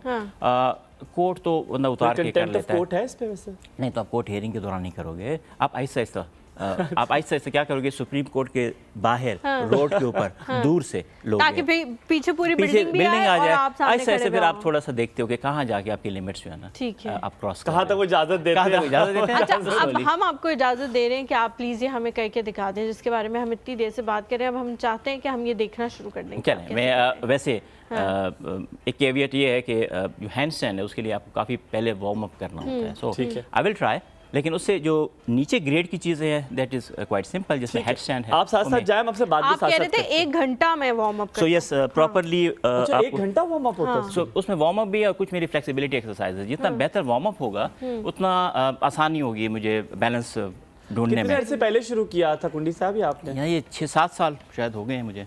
2016 में मैंने बस डेडिकेटेड। साथ साथ आप बात हमारे साथ करते रहे। आप बताएं कौन सा ऐसा दोस्त है जिसको इसका क्रेडिट देंगे? हो नहीं सकता कोई सपोर्ट सिस्टम पीछे ना हो। आयशा ही है वो? नहीं, तो शुरू में इस तरफ आने में मेरा दोस्त मेरा शोल्डर था जिसने इंजरी दी मुझे थोड़ी सी। मुझे जंपे वगैरह लगाने का शौक हुआ, पार्कोर जिसे कहते हैं, उसकी वजह से नीज़ में थोड़ी सी इंजरी आई, इशू आ गया। तो मैं वेट ट्रेनिंग कर नहीं पा रहा था, तो उस वजह से फिर मैं आहिस्ता आहिस्ता इस साइड पे आ गया। लेकिन उसके बाद जो जिम में जितनी भी मेरी ऑडियंस थी वो मेरे दोस्त हैं, ठीक है, जो मुझे अप्रिशिएट करते थे, जो आपको बकअप करते हैं, जो क्या बकअप आप कर करते रहे थे। और आज भी कोई एक आध का नाम तो लें, क्या पता खुशी हो जाए बेचारा इंसान। हाँ, मेरे जो मेंटोर हैं वो अजलान। जो इंस्टाग्राम पे मुझे जो मैंने इंस्टाग्राम पे अपनी हैंड स्टैंड की एक दफ़ा पिक्चर पोस्ट की, लगाई, अचानक अजलान का एक मैसेज है, मैं उस वक्त नहीं जानता था, कराची से हैं, तो he is a professional Yogi and Acro Yogi. Very nice. उन्होंने कहा यार तुमने कहाँ से सीखा? मैंने कहा खुद ही सीखा। कहता वाओ।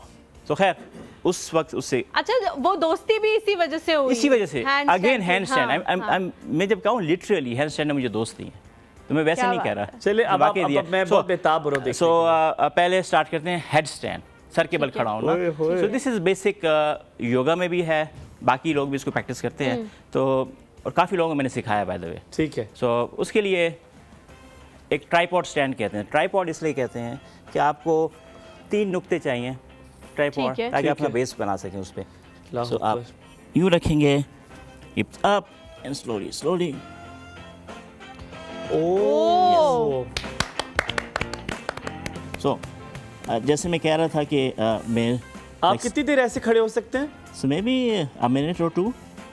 सो इसमें फिर आप शेप्स बनाते हैं। अल्लाह अकबर। ओए होए होए। मुझे लगता है ये मैं इंशाल्लाह कर पाऊंगा ज़िंदगी में कभी ना कभी। 46 पे ही मुझे हुमायूं आपकी शेप्स बहुत अच्छी बनेगी। अभी टांगे हैं ना।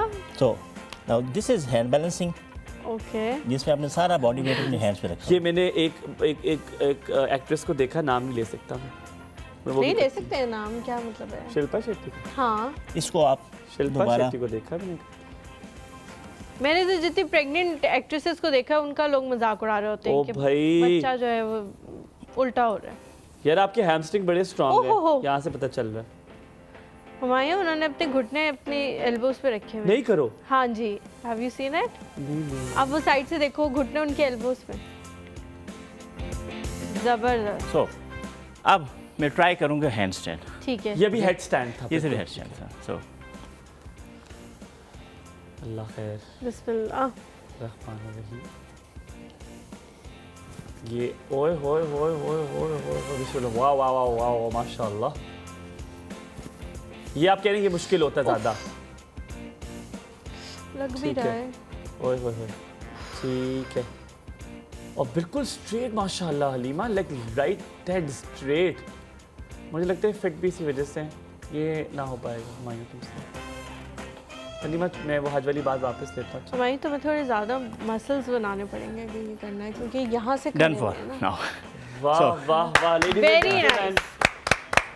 मसाइल मेरे पास बहुत है, मसल्स जबरदस्त। का थोड़ा फुकदान है, लेकिन यार माशाल्लाह माशाल्लाह। और ये सब कुछ वेरी सीखा है। नाइस, ये वेरी खुद ही नाइस। खुद ही। अच्छा, आप जिन योगी का बता रहे थे वो भी ये चीज़ें करते हैं या वो उन्होंने देखा जब क्या और आपको मैसेज किया, आपने कहा कि उन्होंने मुझे मैसेज किया कैसे सीखा है? उन्होंने भी किसी से सीखा है? उन्होंने सीखा। सो उन्होंने इंटरनेशनल ट्रेनिंग्स ली हैं, योगा की भी और एक्रो योगा की भी।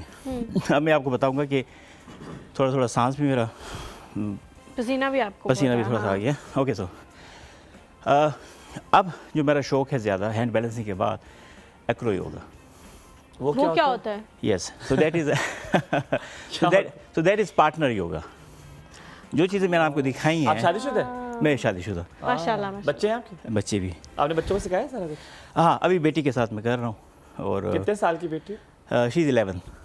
माशाल्लाह। ओह यार, मतलब 11 साल की बच्ची को, मतलब अगर आप लेकिन अगर उसके साथ पार्टनर योगा करेंगे तो कितना अच्छा लगेगा। वो भी यार- कर रही है, ये भी कर या रही मुझे है। लगता है फिर वो दूसरे वाले बंदे को जो है ना वो सपोर्ट भी मिल जाएगी कि अगर बंदा इतना ट्रेंड है और जो दूसरे वाला उसको सपोर्ट मिल जाएगी। और बच्चे तो थोड़े ज्यादा फ्लेक्सिबल भी होते हैं ना, वो थोड़े इंथुजियास्टिक भी मेरे होते ख्याल में हैं इनसे मैं ज़्यादा। पूछूंगा इनके पास वक्त होगा जब आप हज से वापस आए, आप अगर सिर्फ आ जाएं तो आप पार्टनर योगा में से मेरे इस तरह हाथ रखें तो मुझे लगता है मैं कर लूंगा। तो आप इस तरह मुझे सो नेक्स्ट सेशन बाकायदा एक्रो योगा का रख सकते हैं। मैं अपने साथ किसी पार्टनर को ला सकता हूँ ओह जो हम इकट्ठे प्रैक्टिस भी करते हैं। सो एक्रो योगा अगेन जो मैं कर रहा था वो आप किसी पार्टनर के ऊपर जब कर रहे होते हो, दैट इज़ एक्रो योगा। इसका मज़ा ये है कि again team work, communication, trust, you have to trust और कम्युनिटी बिल्डिंग। इतना कुछ सीखते हैं यार आप इससे। ठीक है। सो अब कम्युनिटीज़ बन रही हैं। अभी कम्युनिटी का बता दूं, कराची में हमारी कम्युनिटी बन चुकी है और वो हर इतवार को हिलाल पार्क पे वहाँ पे वो मिलते हैं, इकट्ठे होते हैं और वहाँ पे प्रैक्टिस भी करते हैं और नए लोग भी बीच में आते हैं। कुंडी आखिरी सवाल, अगर आप वकील ना होते तो क्या होता है? मैं शायद पॉसिबल नहीं है लेकिन मैं सर्कस आर्टिस्ट शायद बनना चाहता हूँ। चले ठीक है, बहुत वेरी बहुत नाइस, शुक्रिया, वेरी नाइस। बहुत मजा बेस्ट आया ऑफ लक आपके फॉर योर Thank- फ्यूचर। बहुत अच्छा लगा, आपने बहुत ज़बरदस्त किया। उम्मीद करते हैं कि हम भी कभी ज़िंदगी में ऐसा मोड़ आएगा कि हम भी सीख लेंगे। 46 उल्टे के तो हम होने से हैं, लेकिन पहले ये भी सीखेंगे। उल्टे खड़े होना सीख लेंगे। इंशाल्लाह आप लोगों से मुलाकात होगी मंडे को। कोशिश करेंगे कि आपसे मुलाकात मैं करूं और आप वरना लोगों ने मैं मुझे ज़रूर अपनी दुआओं में याद रखना है। हुमायूं को, हमारी पूरी टीम को मेरे लिए दुआ करें कि अल्लाह ताला हज में आसानियां पैदा आमीन, कर दे। आमीन, सुमा। और आप अपना, अपने वालिदैन का बहुत ज़्यादा ख्याल रखें। आप लोगों से मुलाकात होती रहेगी इंशाल्लाह। अल्लाह हाफ़िज़। अल्लाह हाफिज, गुड मॉर्निंग, गुड